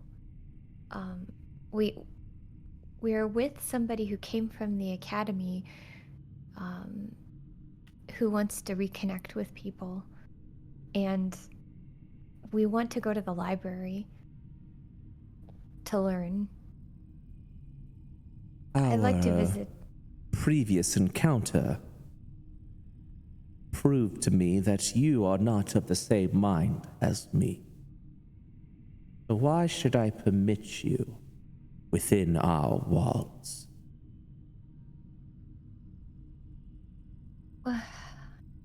We don't mean any harm. Even if it would seem as such, our intentions are entirely good. We've been given a task to stop something that could harm everybody here in Io. And we're just trying to fulfill that. To protect you, to protect the academy, to protect everybody here. What is this task?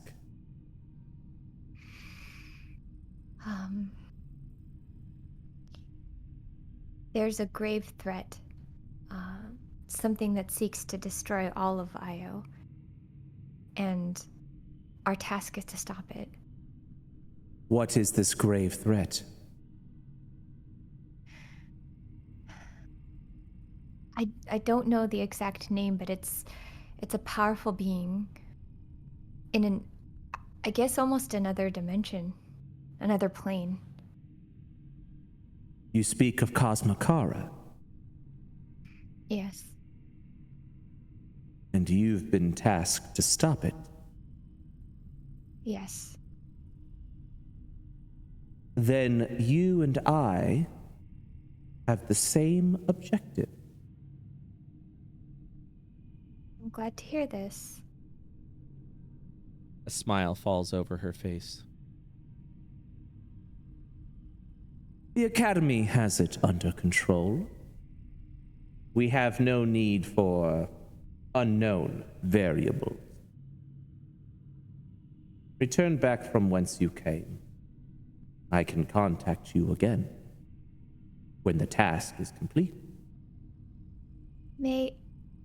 I'd like to visit the grave of my friend.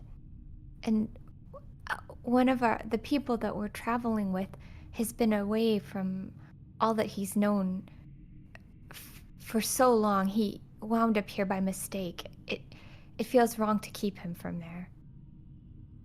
Yes, the boy.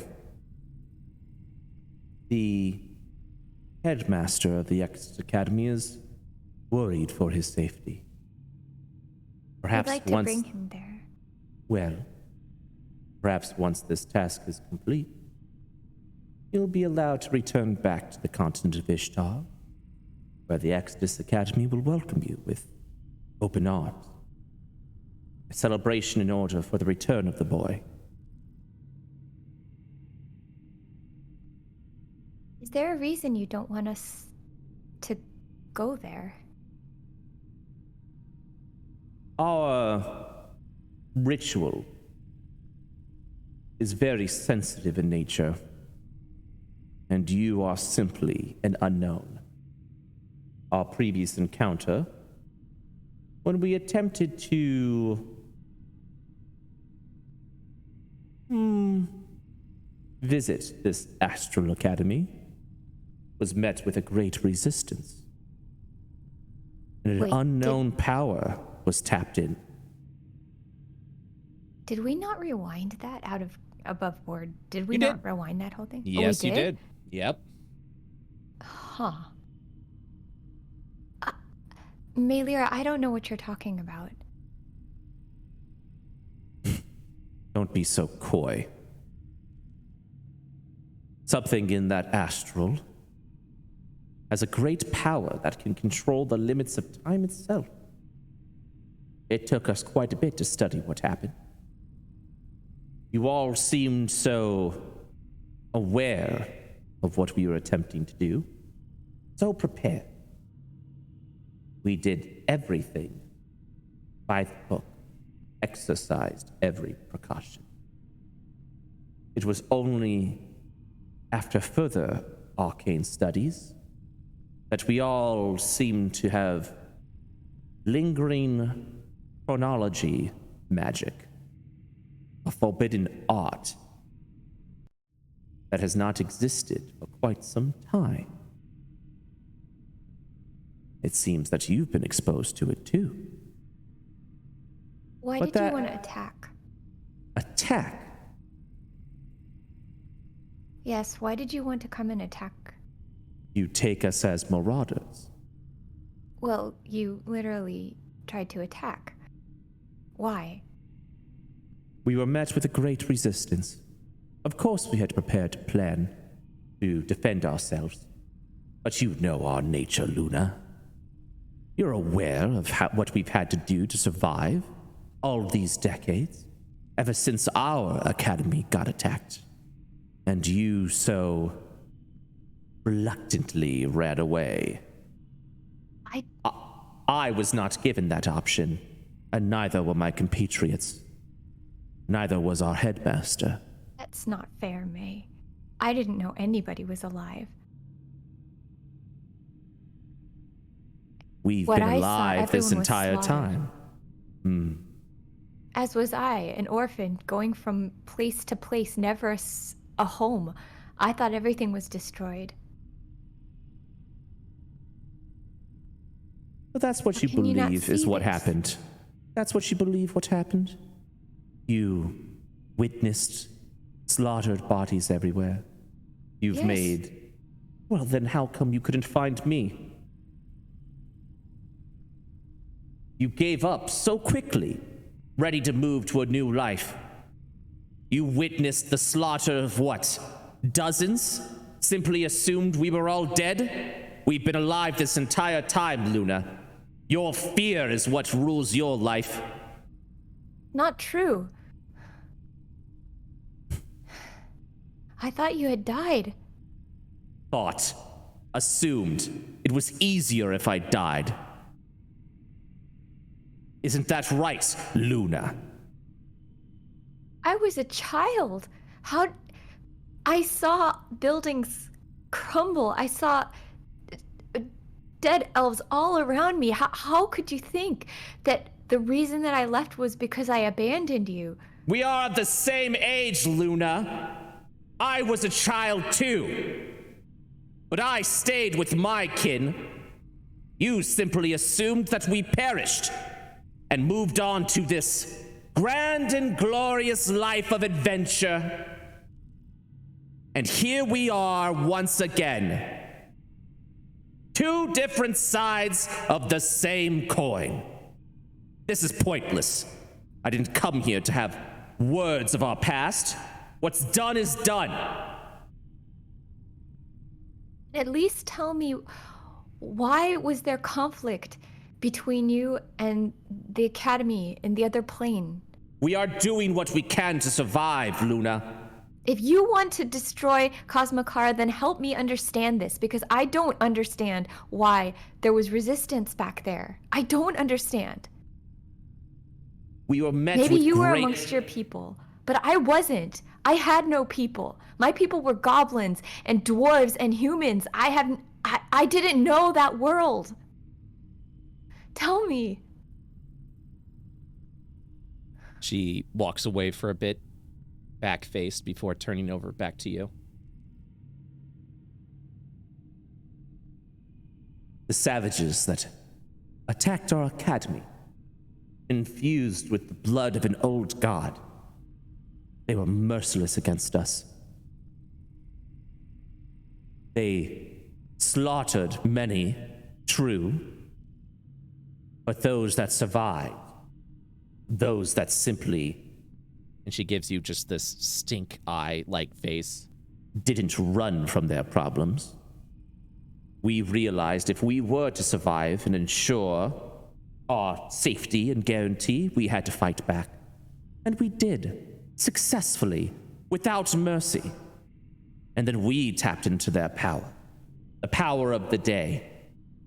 With that, now we control the power of old gods. There is so much unknown within this world and out of it.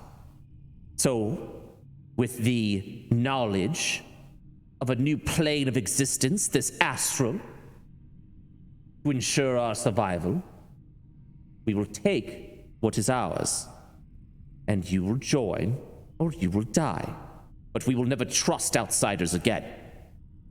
The astral is literally right on our doorstep. So, we wait for something to happen, or we make it happen. And that is what we did that day. To tap into a new found knowledge of magic, to bolster our strength, to make our academy the strongest it can be of Ishtar, the strongest it could be of Aya. We will not be defeated again. And Cosmokara will provide us that assurance. You do realize that that baby was about to collide straight into a kingdom of people. We are going to alter its course, alter it to us, defeat it, and tap into this ancient power of Cosmo. And with that, we will ensure order within our academy. We will ensure order over Aya. Now, I am willing to forgive your past transgressions, if you wish to side with me.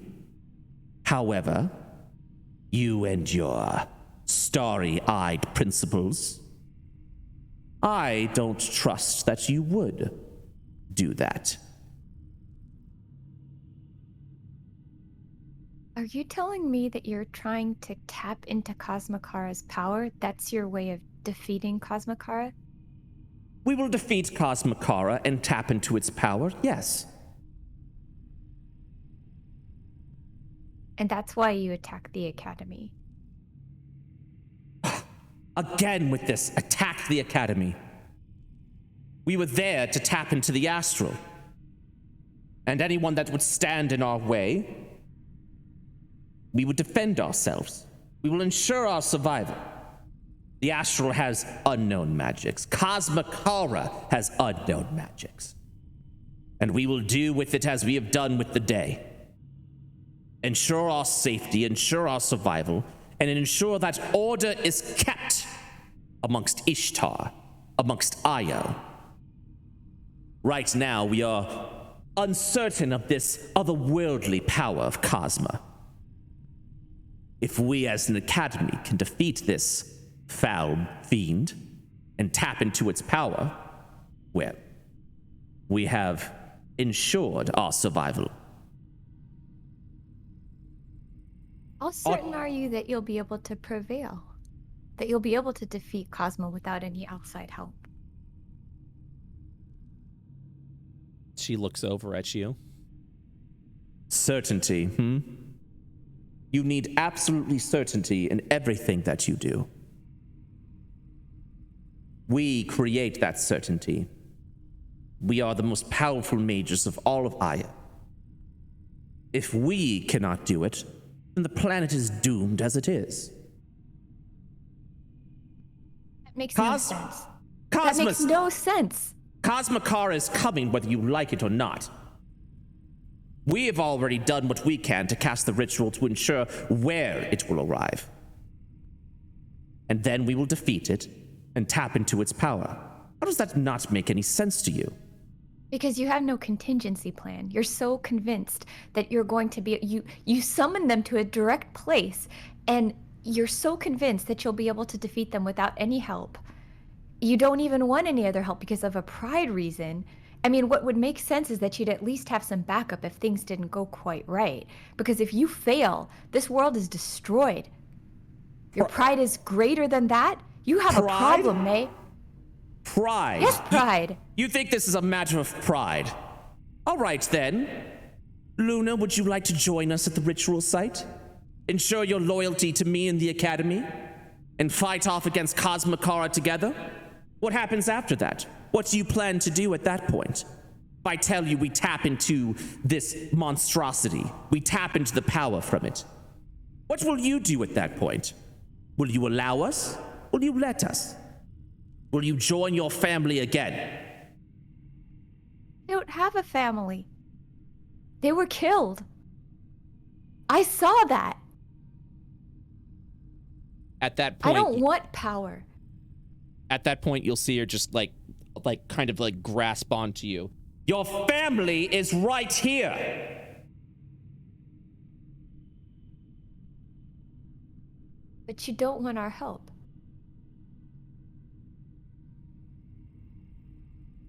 Will you submit to the academy? What about my friends? Can you ensure their obedience? Obedience in what way? If you wish to They help us won't with go the ritual, destroying anything in the academy. They will comply. They won't, they will cause no harm to the academy. Their intentions are entirely good. I mean, as you know, one of the people with us is one of our own. And all I've ever seen from them is they've tried to protect us. If that's what you mean, then I can assure that. this is the assurance that I want. You're free to go to Ishtar. You're even free to be at the ritual site. We will bring Cosmikara to exactly where it needs to be. We will defeat it. We will destroy it. And then, all of Cosmikara, its body, its power, belongs to the Academy. I don't want someone going on some righteous crusade how this power can be dangerous for yada yada. I don't care about that. We have survived this long on forbidden knowledge. We will continue to do so. But the body and the power of Cosma belongs to us. And you will not stand in our way. Can you come to that agreement? I mean, I have no need for the body of Cosmikara. It's gross. I see what you're saying, though. Do people currently oppose you about this? Are there people that don't want you to have it? People don't question because they don't need to know. Why is it so taboo? Why is it so taboo that we don't share our knowledge, our plans with other people? No, I mean that you're so afraid that people would oppose the Academy holding on to Cosmikara. Our academy was literally destroyed by people of different ideals. The less other people know, the better. All they need to know are things are kept calm and within order, so that they can go ahead and blissfully live happy lives, unaware of the threats that are constantly waging against Aya. Why would we inform them of knowledge that's beyond them, of things that they don't need to worry about?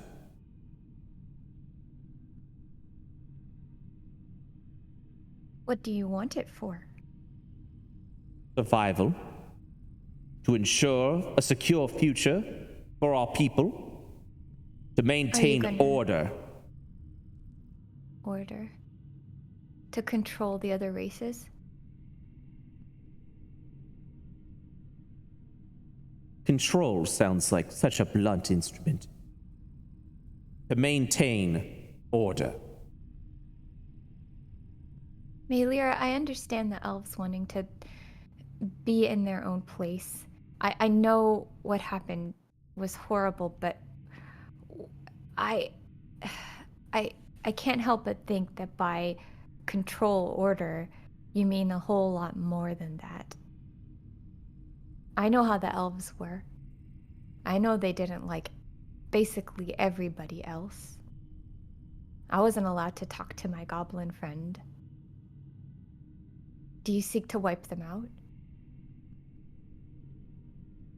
We're not looking for genocide, no.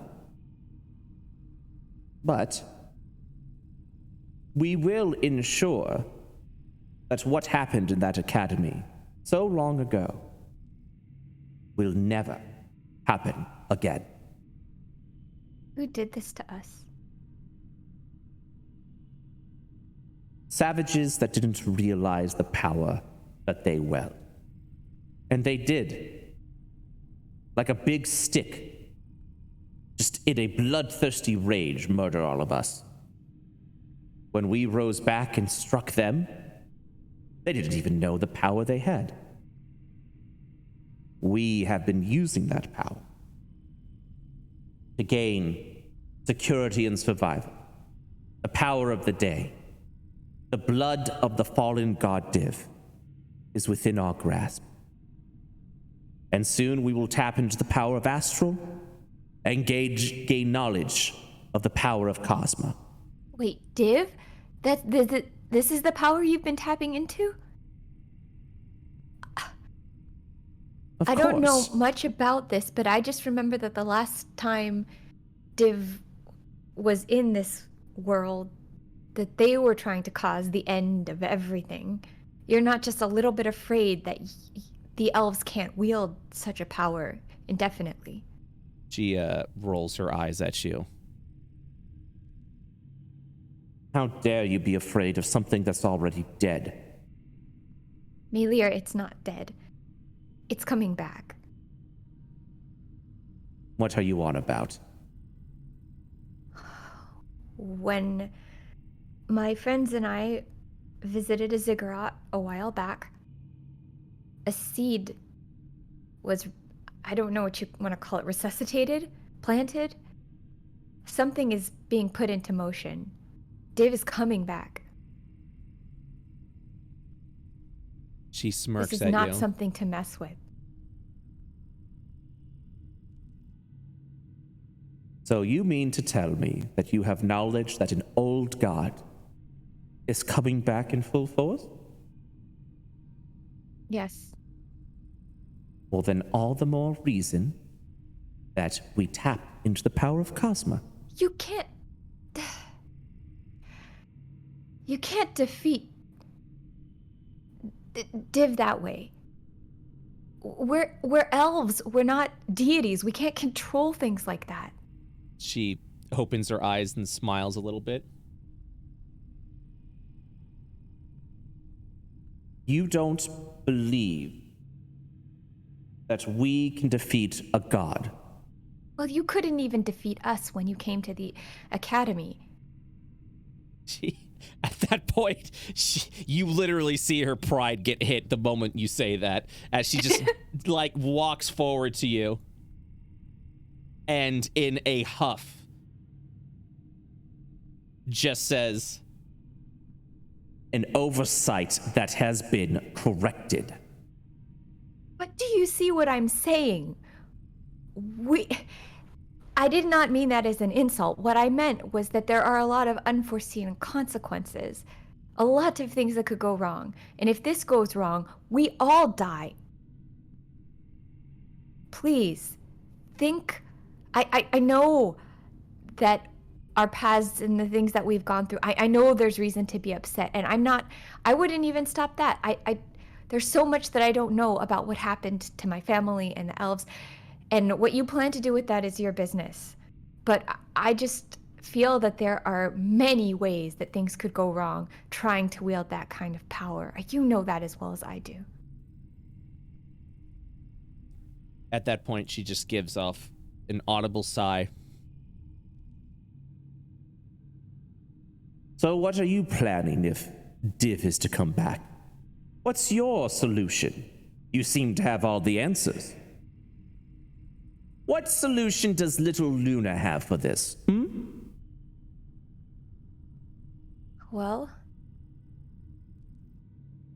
I think that it needs to be stopped before it reaches its full potential. Right. Of course, it needs to be stopped.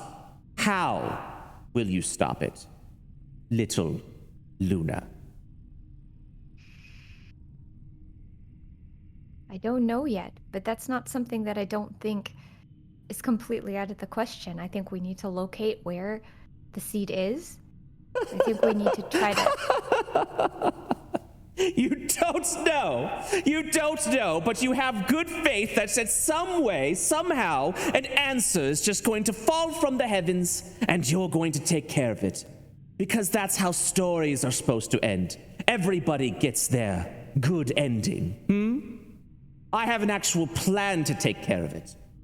We can tap into the astral. We can stop Cosmikara. We can tap into this new, powerful magic that is more powerful than any of the gods that have been here in Io. I have a plan, and I've learned about this for maybe 2 minutes. You have been sitting on this knowledge for what? Months? Years? And you've got nothing.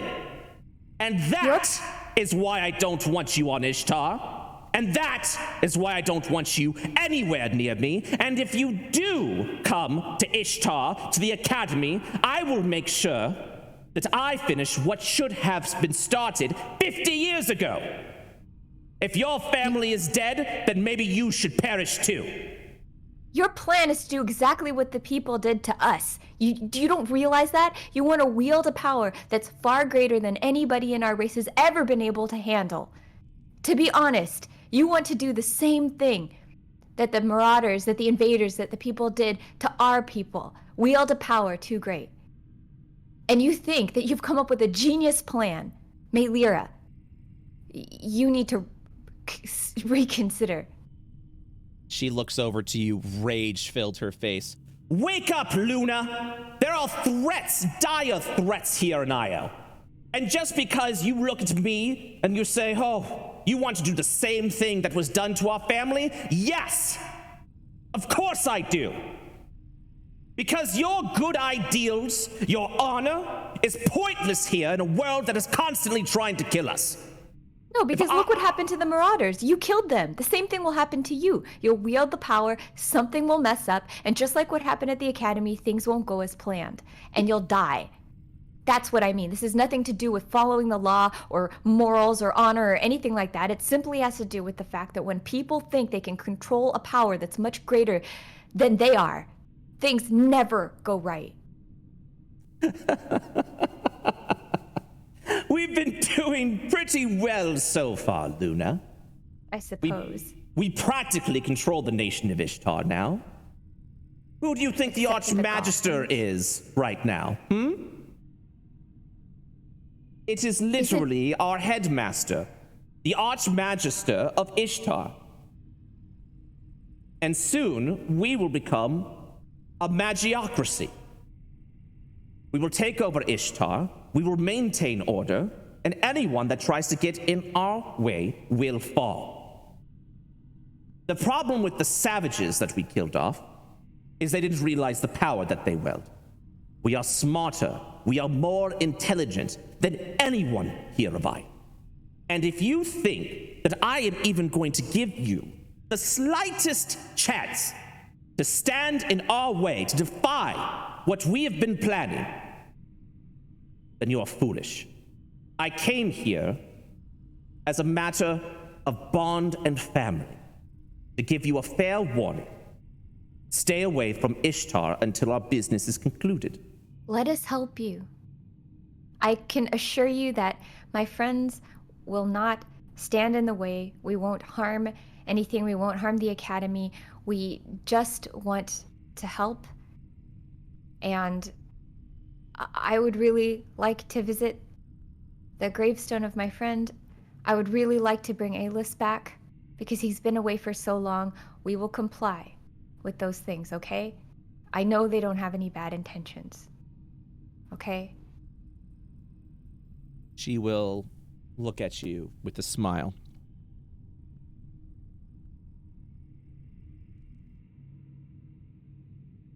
You are weak-willed, weak-minded,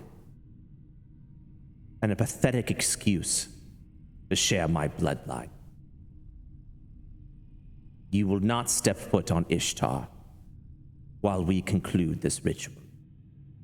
Once we have tapped into the power of Cosma, at that point, I may allow you back to Ishtar.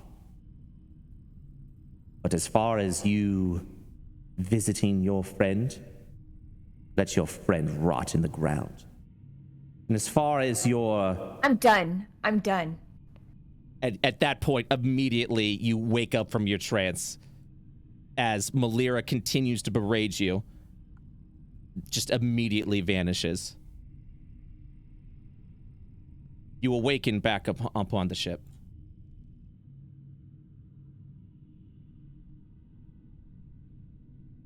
Luna, as you wake up, what is your general state? I think Luna's like shaking and she's all tense and she's just kind of like so angry and she's clenching her fist and her eyes open really fast. She's very upset, very, very upset. You all would witness to see Luna just sitting back up, visibly upset.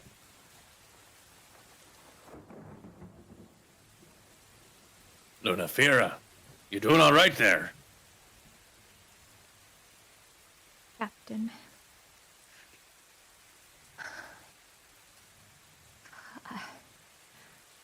I don't know what we should do.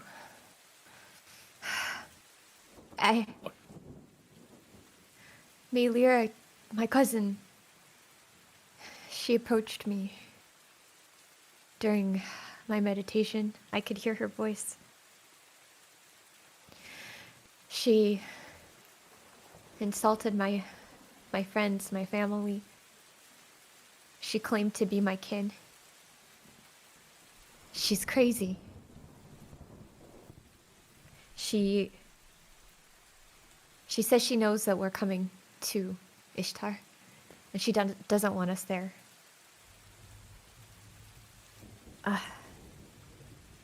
Luna's like really shaken, and at this point she's just having trouble talking.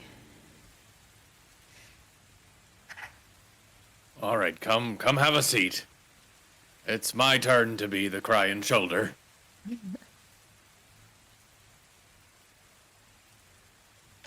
So, that's normally how she behaves. He didn't used to be like that. When we encountered her at the academy in the astral, before we reversed time or whatever it was that we did, it seemed she was just drunk with power. She told Captain, she told me that it was marauders that destroyed the academy, and that they were wielding some kind of power that was too strong for them, and that she and a select group of elves were still there and they were still alive, and they wielded that power, the power of Div, and they were able to overthrow them. And she wants to tap into the power of Cosmikara, and somehow she says she wants to control everything else, but I know exactly what that means. I know that the whole reason that I didn't understand my own people, when they say control, they mean impose their ways upon everybody else. Elves better than everyone. Elves superior. Everybody else is an object that is there to be controlled, that is there to be dominated. I know exactly what she means. Aye, the language of tyrants is universal.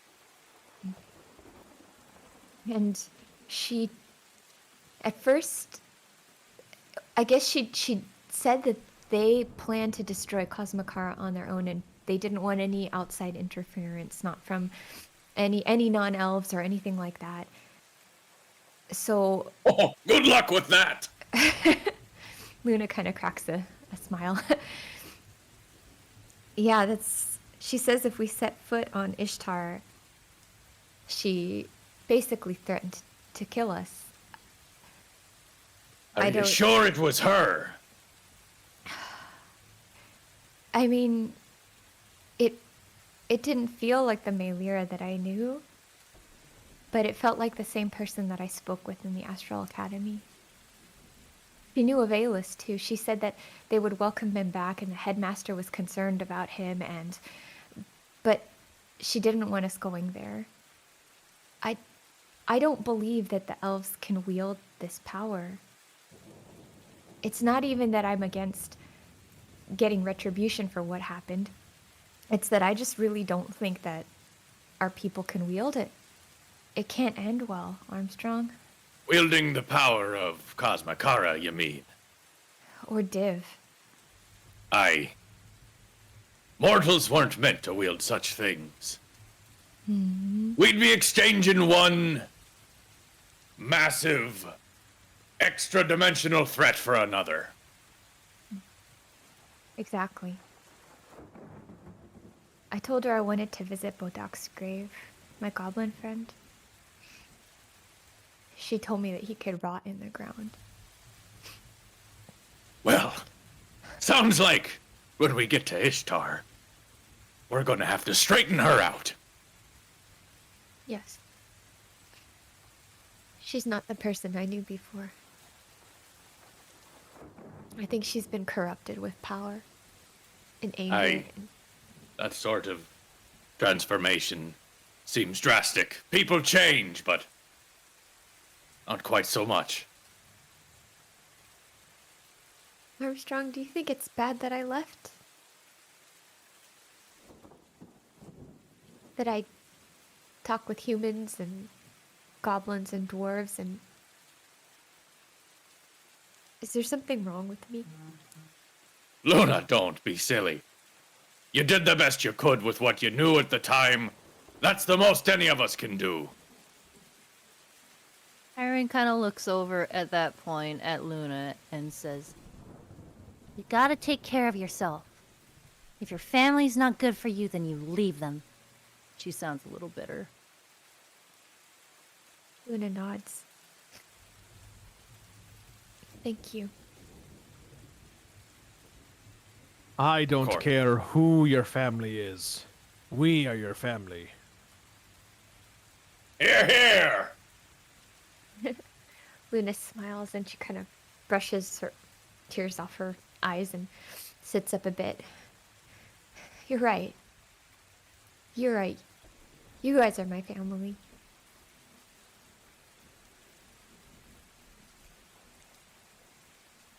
I think Alis should know about this too. Aye, he'd probably, have some valuable insights. But just know that when we get to Ishtar, we've got your back, Luna. Thank you. Thank you. During the sails through the sailing through the Serpent Smile, Alis, you were able to actually turn back in here if you would like. Sure, yeah, if it seems like everything is calm enough and You're getting not to the really you're- needed. You're definitely getting to like the tail end of the Serpent Smile, about to be on the other side. Yeah, he'll once again walk in thinking everything's gonna be normal and be like, "What is going on? Luna, you're right." Luna just like goes over and hugs Alis. He looks really awkward at first and looks around at everybody like, "What's happening?" And then he hugs her back.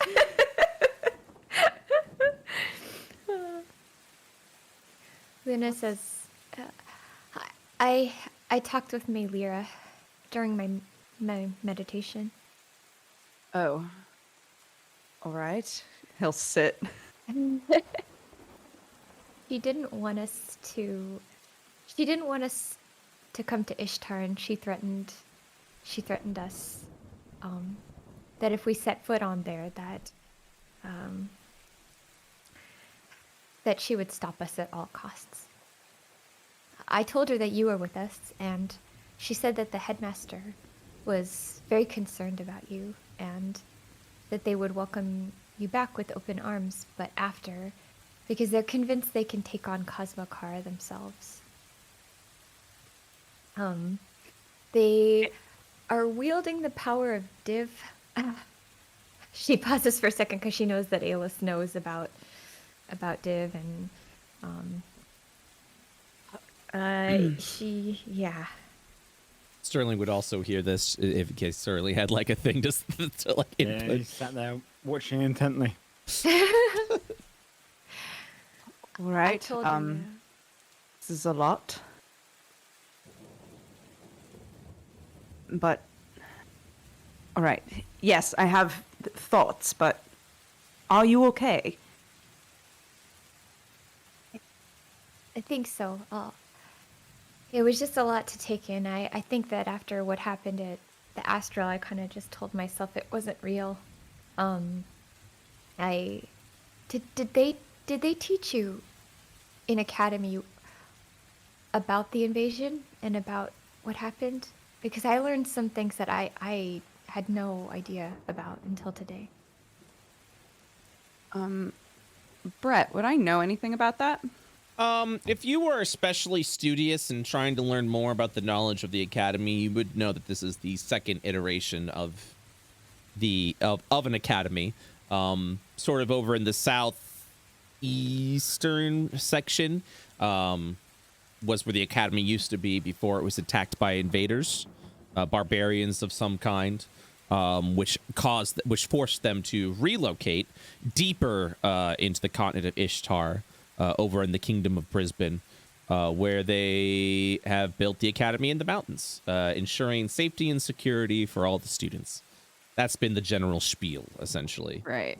Oh. Alis would kind of shrug and look up like he's recalling information that's, been spouted a few times while he's been there, and he'll say, I know that originally that's not where the school was, that it was attacked.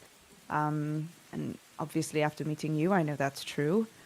And that this is the newest iteration. But really, beyond that, I'm not sure.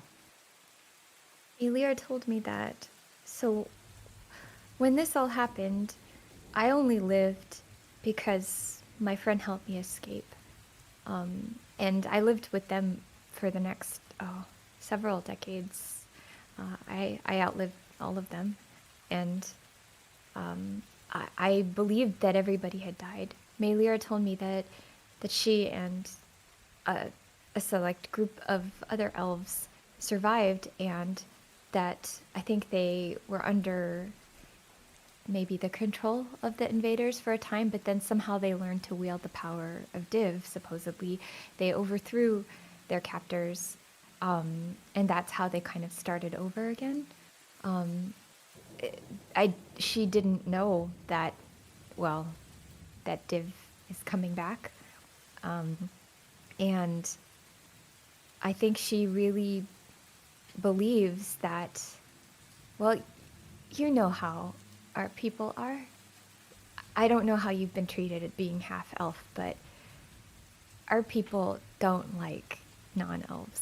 And Melira was so amped up on power that she basically said to me that their goal was to battle Cosmokara, keep the body, retain the information, tap into the power, and use that to basically make elves the superior race and control everybody else. And you know what that means.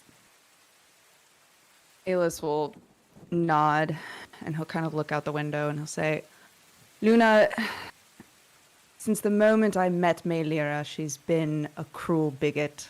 I'm sorry to say it that way, but this is not new. I don't know what she was like before, but this is who she's been for a long time. I think I'm finally seeing that.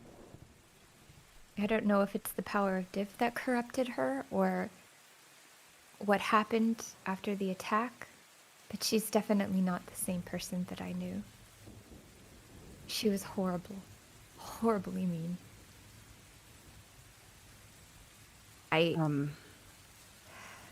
Sorry. I don't know what we should do. Well, it's not like we're going to turn around and go back through the Serpent's smile, are we? That's true. He'll look at Armstrong like, right? Oh no. So we press on, and I don't know, we'll cross it as we go, but Luna, you should know that she's lying when she says that they're hoping I come back. Well, more that they're concerned about me. That's a lie.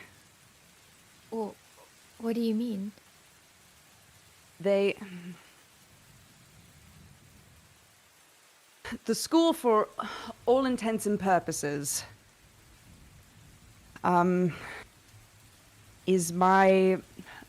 it has ownership over me, I suppose.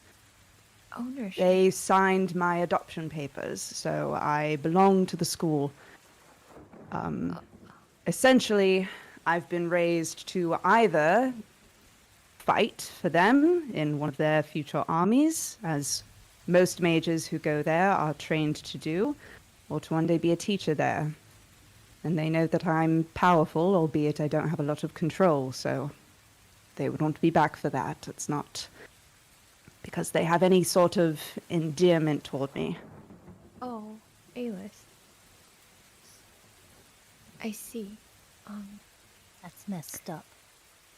Look, just to put all my cards on the table, because I have been a bit dishonest with you, I'm hoping to go to this academy not only so that air can be cleared, although it seems like that's sort of a moot point at this stage, but I'm also hoping to find those papers and destroy them. So, if we still go, that is what I'll be doing. Alis, I'll do whatever I can to help you destroy those papers. Will you be No one safe owns if we you. go there? In short, I think it's going to be dangerous. I can't lie about that. These are extremely powerful people, but one thing that I noticed was when I pointed out to Melira that the power could be too great, and I said to her, what about, you couldn't defeat us?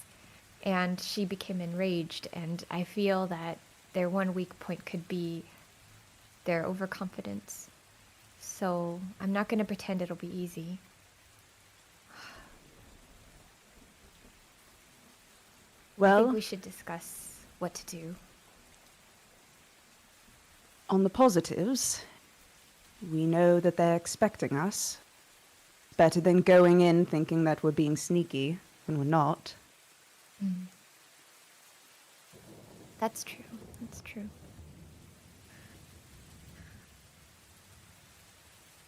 Now, one thing Well- I'm a bit confused about, our goal was to get the head of the headmaster. What do you know about the? Is this Melira? Is this this is somebody else, right? Yes. Right, Brett? Yep, that is correct. That is correct. Currently, the headmaster is Headmaster Kronos. So, Okay. Well, it's certainly interesting. She didn't want anybody else's help, so I have no idea. I'm very confused now with the Astral Academy, what they're doing to fight, if anybody else is still helping to fight Cosmikara, or what's going on at the Academy with Melira. I have no idea, but she made it sound pretty clear that she didn't want anyone interfere. Oh, the other thing was that they are summoning it to a specific place. They know the casting ritual, or they know the exact place it's going to appear. Oh. Did you learn this? We can... just to recap for that, they knew where it was going to appear, and they're changing where it's going to actually come from. It was originally going to land in one area. They are now shifting it to a different location so that they can fight see. it. Okay. And at this point, I will need Luna, Ooh. since you were in communication with Melira for so long. Please make an Arcana check at an advantage. Ho-ho. Shift click, Come on. please. Can you do a shift click on the Arcana, please? Okay.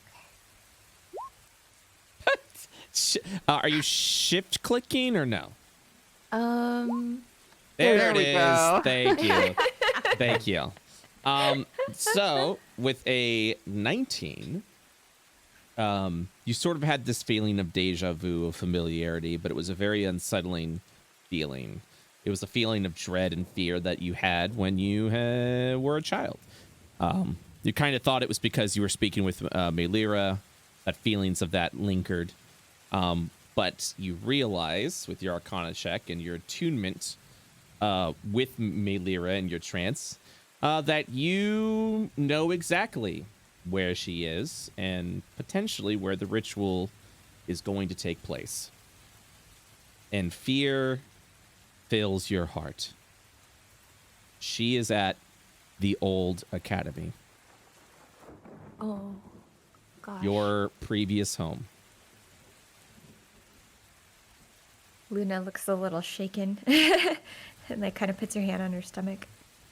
What is it? I do know. She's rerouting Cosmokara to appear at the old academy where I used to live. Poetic. Wonder if we can pass that information along somehow. If they're planning on doing it by themselves, surely they haven't told anyone else. Mm-hmm.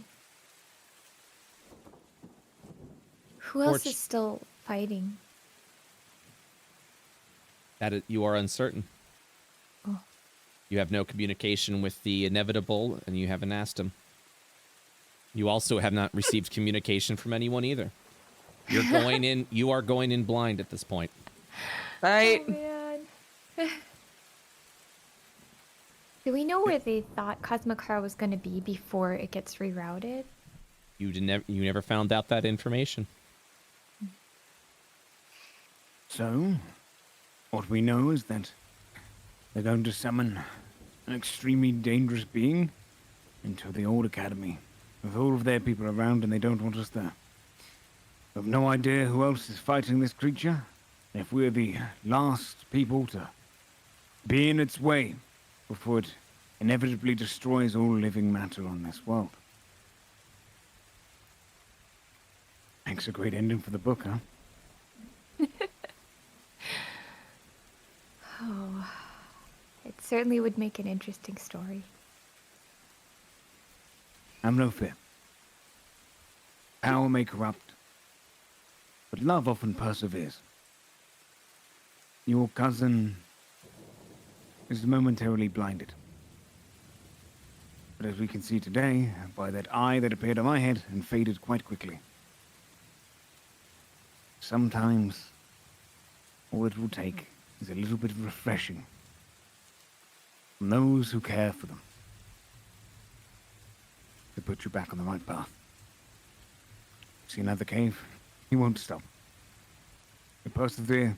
Next few days, we make our way back to that old academy. We stop this creature. We convince your cousin to stop misbehaving. And we go back to whatever we were doing before. It changes nothing. Besides, you're a family. Stick together. There won't be anything you can't achieve.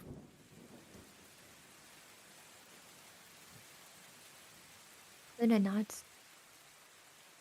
I'll drink to that.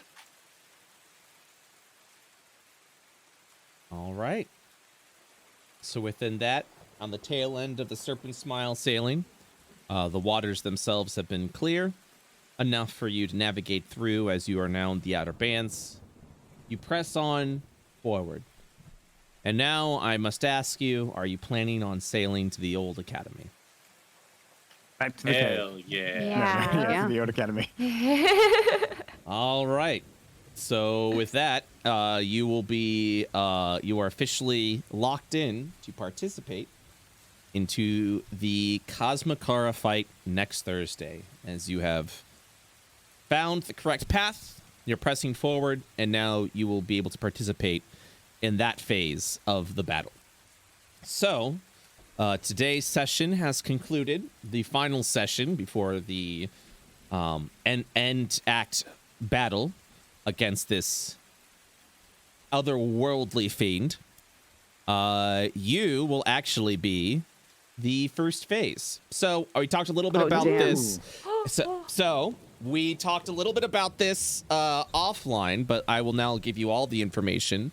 So this Thursday, you don't have to be completely the full part of it. This Thursday, the Cosmicara final act fight is going to be a 9-hour session with with 3 parts to it, essentially, with 3 different parties doing their part to face off against Cosmicara. No, just 3. Huh? I'm sorry? 3 being the key word. 3 parties. 3 Not 4. part. Oh, is that because Joe's in all 3 of them? No, Joe's no. at 2 of them. No, Okay. there should have been a 4th. Joe's originally there were 4 parties that were going to be joining, but one of the parties will not be participating because of what's been going on with their campaigns. So you are already going on an uphill battle against Cosmicara. So there'll be 3 phases to the fight. Your phase specifically is going to be fighting against the Melira and the Daymancers of the Exodus Academy, who are attempting to bring Cosmicara over to their location. You may also discover more information of their motives and what they're trying to do. And you're free to do it with as you wish. You may side with them. You may attempt to stop them. You do what you need to do at that point. But whatever you decide will influence what happens in the second phase of the combat. Essentially, depending on how everyone responds, the battle against Cosmicara will continue to shift in unknown directions. This fight definitely is a big... Your actions will have consequences for the party that is after you. So the 3 campaigns will be fighting off against this. Phase 1 will be at 3 p.m. to 6 p.m. EST, which is the Demeanor, which is you guys facing off against on the summoning site. From 6 p.m. EST to 9 p.m. EST is the Astral Academy, who will be facing off against Cosmicara, and then from 9 p.m. EST to midnight, the goblins will be coming in for the final part. Oh, they're not the one that's not fighting? No. That's why it's maddening, dude. Under Eye. Goddamn Under Eye. The Astral Academy last night, Joe was a part of it, found out that the Under Io, known as Radiance, has failed to answer the call of Cosmicara and are currently doing their own thing. In fact, the Astral Academy doesn't even know Demeanor's coming because they've lost contact with you guys since you're in the Serpent Smile. Yeah. So Astral Academy believes that the only ones that they have any reliability with is the fucking goblins. That's actually incredible. Oh my god. Great. Yep. We got pirates and goblins coming through to help save the world. Oh my But god. these people... Yep. Kraken was having in the nicest way, he was having a fit last night because he's like, you mean to tell me our job was to collect all the campaigns and one of them just said, nah, not gonna do it. I also wanted to let you know the same thing I let the Academy know. One of the major objectives was trying to figure out how to telegraph Cosmicara's attacks, which is why people were being pushed over to the Void Dragon or a big creature to record that I was fight. gonna say the thing that we were supposed to kill. Yeah. Yeah. So originally it was tasked to Radiance. They decided not to do it. So then it went over to you guys. You guys decided not to do it. So now that phase is completely active and not shut down. So it's going to be a very challenging fight. Yes. Some things. Maybe we would have done that if the inevitable wasn't a butt. Yeah. Thus, He screwed that we're one gonna- up for himself. we're Just He saying. did. We're going to have I some choice agree. words for him when we get back. yeah. Joe says, smiling to himself, just having all the knowledge of everything. Joe, are you good with the? I just also realized I'm down 6 for the hours. 6 hours, yeah. Okay, yeah, because Joe said 2 of those I'm fights in. with 2 different characters. Oh man. I mean, it'll be Oh really my sad if God. I die in the first one and then they play 3 more rounds with someone else. We'll see. I'm in. Al's just looking down the entire Just time, sad. going, I don't know why I'm sad.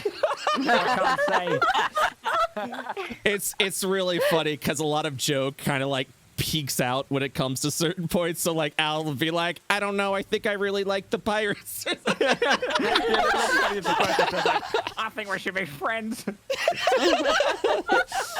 Yep. So so instead of a session next Friday, the misdemeanor session will be Thursday, an hour earlier, from 3 p.m. EST to 6 p.m. EST as phase 1 of this big final act fight, or the finale of this act fight against Cosmicara. So that's 12 p.m. PST California time, yeah.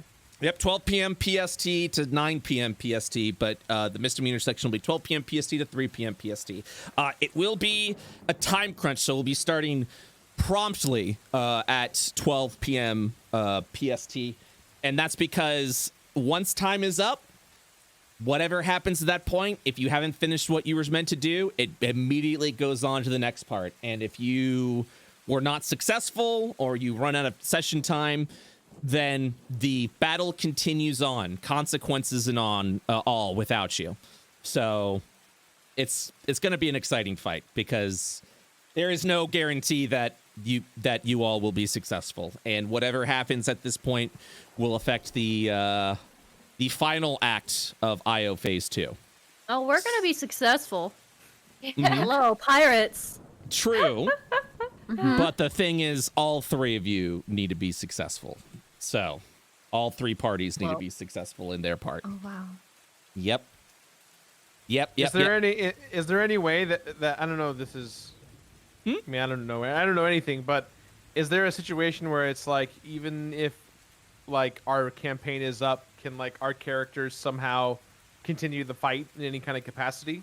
So you wouldn't be able to join in on the second fight because that's literally going to be off plane.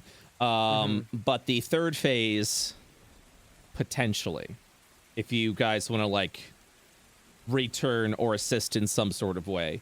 So I have to think about it a little bit more. Yeah, which would be literally 3 hours afterwards.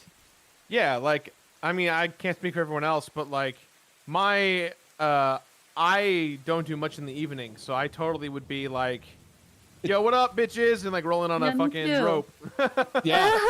I mean, Yeah, I could probably swing it. I mean, honestly, truthfully, if any of you guys would like to continue on any of the phases of the fight as a like glorious, like coming in last minute to do that, you are free to do so. But please keep in mind, and this is the same thing I said before, if you are able to participate in additional phases of the fight, you will obviously be able to provide a valuable resource as being an extra person. But you will begin to suffer fatigue of the fight as well in the terms of exhaustion that will continue to weigh on you as the battle just continuously beats on you at that point in time. So you're still going to be useful, but you will start to feel a limited capacity the more phases you join in on the fight. Also, keep in mind, this is something Kraken found out the other day, and then I will let you guys know. I won't tell you the exact mechanic of it. Cosmicara itself is a very dangerous fight in the sense of how death saving throws works. So it is it's deadly. It's going to be deadlier than any D&D encounter or IO encounter that you've met up to this point. So characters may very well die. So if you, with that knowledge, if you want to continue and assist with the fight, you are more than welcome to do so at that point in time. So yeah, that is it for today. We will see you guys next Thursday. You guys ready for a little bit of little bit of fan art? Little bit of fan art? Yeah. How'd you like today's session? Did you enjoy today's session? Oh, really so good. good. I was like, Yeah, so really sucked good. in. Dude, yeah, shout out to Laura. Yeah. Good job, That Lord. was such a good Absolutely. moment. Crushing it at RP, dude. That was great. Thank you. Good RP. Good RP. I like Yeah. I like that we're like Family Feud. You know, they're like, good answer, good answer. Every time any of us have like a moment to like Found RP, Family we're like, Feud. good RP, good RP. Good RP, good RP, good RP. Yeah, Laura, you did great. Thank As you. well That she was did. so fun. Yeah, I was trying to make just a horrible person. So there it is. You succeeded. Yeah. Yeah, everyone in the private chat was like, I hate this girl so fucking much. I'm like, yep, absolutely. Yeah, Hunter at the beginning was like, I love her. And then later was like, update, I hate her. Oh, all right. So let's go ahead and start this strong, guys. With the smiling hag, the serpent smiling hag. Yes, Lamia's art. It looks so good. I saw this and was like, oh, this is so fucking. I was really happy with this. Thank you so much for this. It That is was amazing. that is exactly the feeling that I wanted. So I thank you very much for that. Next up is something called Fashion at Sea. So here's all of the all of Aelis's various fashions. Yes. Wow. So good. Yeah. Which is your favorite outfit, Dodger?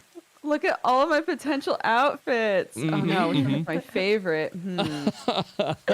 I like the scrum one over here. That's just the hat. I I think love that's the that. Yes. casual A-list, right? That's the general Yeah, that's the A-list. classic cash. I think the third one in from the right is very good. It's very piratey. Yes, I love that one. Yeah. So this continues with Aelis fashion escapade over here. Just wearing everyone's outfits. Yes. I love it. I absolutely love it. I like Kyron's one. These actually fit. The one that he likes. That's so good. What's with captains and big coats? Very good. Oh, that's so good. Thank you so much for I that. love it. More of these comic style arts. Oh, this was for Luna. Just take it. Okay.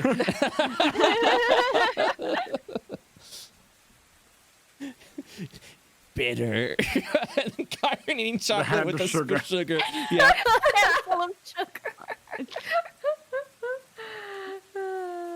No more sterling voice of reason. Today I choose chaos. Eat the berry. He's a glowing berry. That was very like old school. Yeah, that's Sterling. what I wanted to do. I wanted to go. Yeah. This is every time Aelis banishes something. I banish. Oh my god, I love it. Dude, Banish is good. It's so handy though, dude. Yep.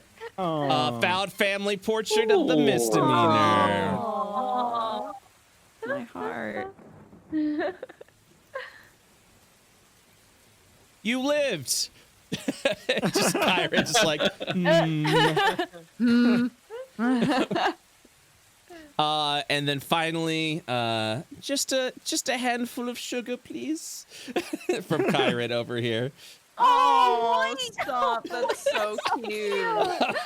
Oh no. Just a handful of sugar, please. Please. Please. Please. All right. And with that, that ends today's session of the misdemeanor. Thank you guys so much for participating in this final episode before the final act fight. I will see Thanks, you Brett. all Thank you, Thursday. Brett. Yeah, Thank you, Brad. Yeah, I will see you all Thursday at yeah. 3 p.m. EST for Hell yeah.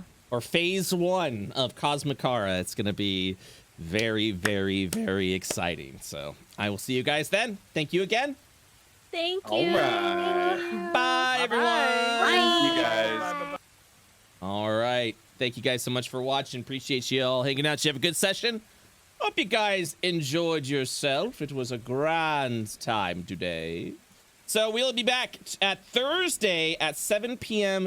Or not 7. What the fuck am I saying? Thursday at 3 p.m. EST. And that session will be going all the way to midnight. If you do decide to watch the whole thing, it's going to be probably my biggest DM feat to date. This 9-hour multiple phase combat. It's something I've been looking forward to for a while of doing. So will there only be a Cosmo fight session or Radiance and Hunters as well? There will be a so next week there will be a Radiance session. There will actually be a Goblin session, and then Thursday is the Cosmicara fight, and then we should be doing Hunters on Saturday. I have to let my Hunters crew know, but I don't believe we're going to do Hunters this week. Baru is stepping down for personal reasons, so I have to kind of like rebalance everything. We've probably got about 3 sessions left on Hunters, so but we will be doing it without Baru. Sucks, but at the same time he's got shit going on, and I respect that. And if for any reason a player can't participate anymore, you know, wish him luck. So, but I probably need a little more time rebalancing some shit to make sure that everyone is good to go. Yep. We wish Baru luck. We'll be wrapping up Hunters without him. So I will more than likely not be doing D&D tomorrow. But with that, everyone, it's still a wonderful party. I'm excited to continue DMing them. And we'll wrap up the storyline at that point in time. So yes, thank you guys so much for watching. If you'd like to go and support the World of IO, head on over to Patreon, our patreon.com/World of IO. You can go ahead and support the campaign series through there. Want to go ahead and give a big shout out to Why Not Gemology, Baker Staunch, Wiry Traveler, Conair on DVD, Starter Pack, Lopar Panda, Twitching Pickle, and Eagle Wolf for all their support. Thank you very much for the big support that they offer, allowing me to make World of IO a primary focus, because I love D&D. I love everything about D&D, and I'm really glad to be making that my main focus. And the Patreon allows me to do that. So thank you guys again for that. Consider supporting. You can donate as little as $3 a month. Make sure you always donate within your means, and this will give you access to the what was I about to say? This will go ahead and give you guys access to MP3s of the campaigns, art assets that are being worked on, as well as game master notes that I usually post once or twice a month. The big game master post that I made was how I handle boss battles specifically, and how all that works, and giving one bosses that we've had as an example that you saw here, the Lightning Primal. So if you guys are interested in using that for your own campaigns, your own D&D escapades, head on over, consider supporting the Patreon. It helps me out tremendously. Thank you guys so much for that. If you'd like to go ahead and join our community, head over to the World of IO Discord community. There is the Discord link at the end of that. You can post fan art, you can talk about spoilers, you can do rules lawyers if you see something wrong with the game, or you can just talk amongst the community. We're building up a lovely community over there. Consider heading over there and being a part of it as well. People are always looking for D&D games all the time there as well, so if you're looking to join a D&D game, hey, that might be a really good shot for you at that point. We just got 10,000 followers on Twitter, guys. Thank you so much for your support over on Twitter. Twitter.com/BrettUltimus, trying to be more focused over there, but we did it. Last night, we got to 10,000 followers. Thank you very much for your support. Thank you so much for following. If this is your first time here on IO, hey, welcome. I'm so happy to see you. I hope you guys enjoyed yourself here if this was your first session. If you'd like to catch up on everything that's going on with the World of IO, or want to start the beginning with the Misdemeanor, or check out any of the campaigns, we have a YouTube channel that I upload every session to. Except a few of the core session zeros. However, we will be having more. Our session zeros are uploading to there now. But yeah, so you can actually catch up on everything over on our YouTube channel. Hit that subscribe. We're trying to get to 10,000 subscribers now on YouTube. So if you're not following or subscribed over there on the YouTube, please consider doing that. I would appreciate that very, very much. Yep, that's it. Let me go and thank our subscribers for those that subscribed and supporting the subs. I appreciate everyone that has done that. Gerard gifting out 5 subs. Thank you so much for that. Arnar gifting out another 5 gifted subs. You, Arnar, really do appreciate that, man. Thank you for the 5 gifted subs. Gerard coming in with the tier 1 sub for 10 months. That is awesome. Thank you for resub-subbing, my guy. Zedmaster24 gifting out 2 gifted subs. The Sword of Shadows, thank you for the tier 1 sub for 5 months. And Eben Sky, thank you for the tier 1 sub for 13 months. Consider subscribing today. Get yourself a bunch of cute raccoon emotes. We're getting a new emote soon. BrettUhug is coming and quickly approaching. Make sure you're subscribed so that you immediately get access to BrettUhug when it comes out. All right, guys, thank you again for watching. I will probably be streaming later tonight with some Final Fantasy XIV as I continue my first playthrough of this wonderful game. So make sure you arrive, come back. We'll probably do a little evening at that point in time. And yeah, thank you again for watching. I'll see you guys the next time. Bye-bye.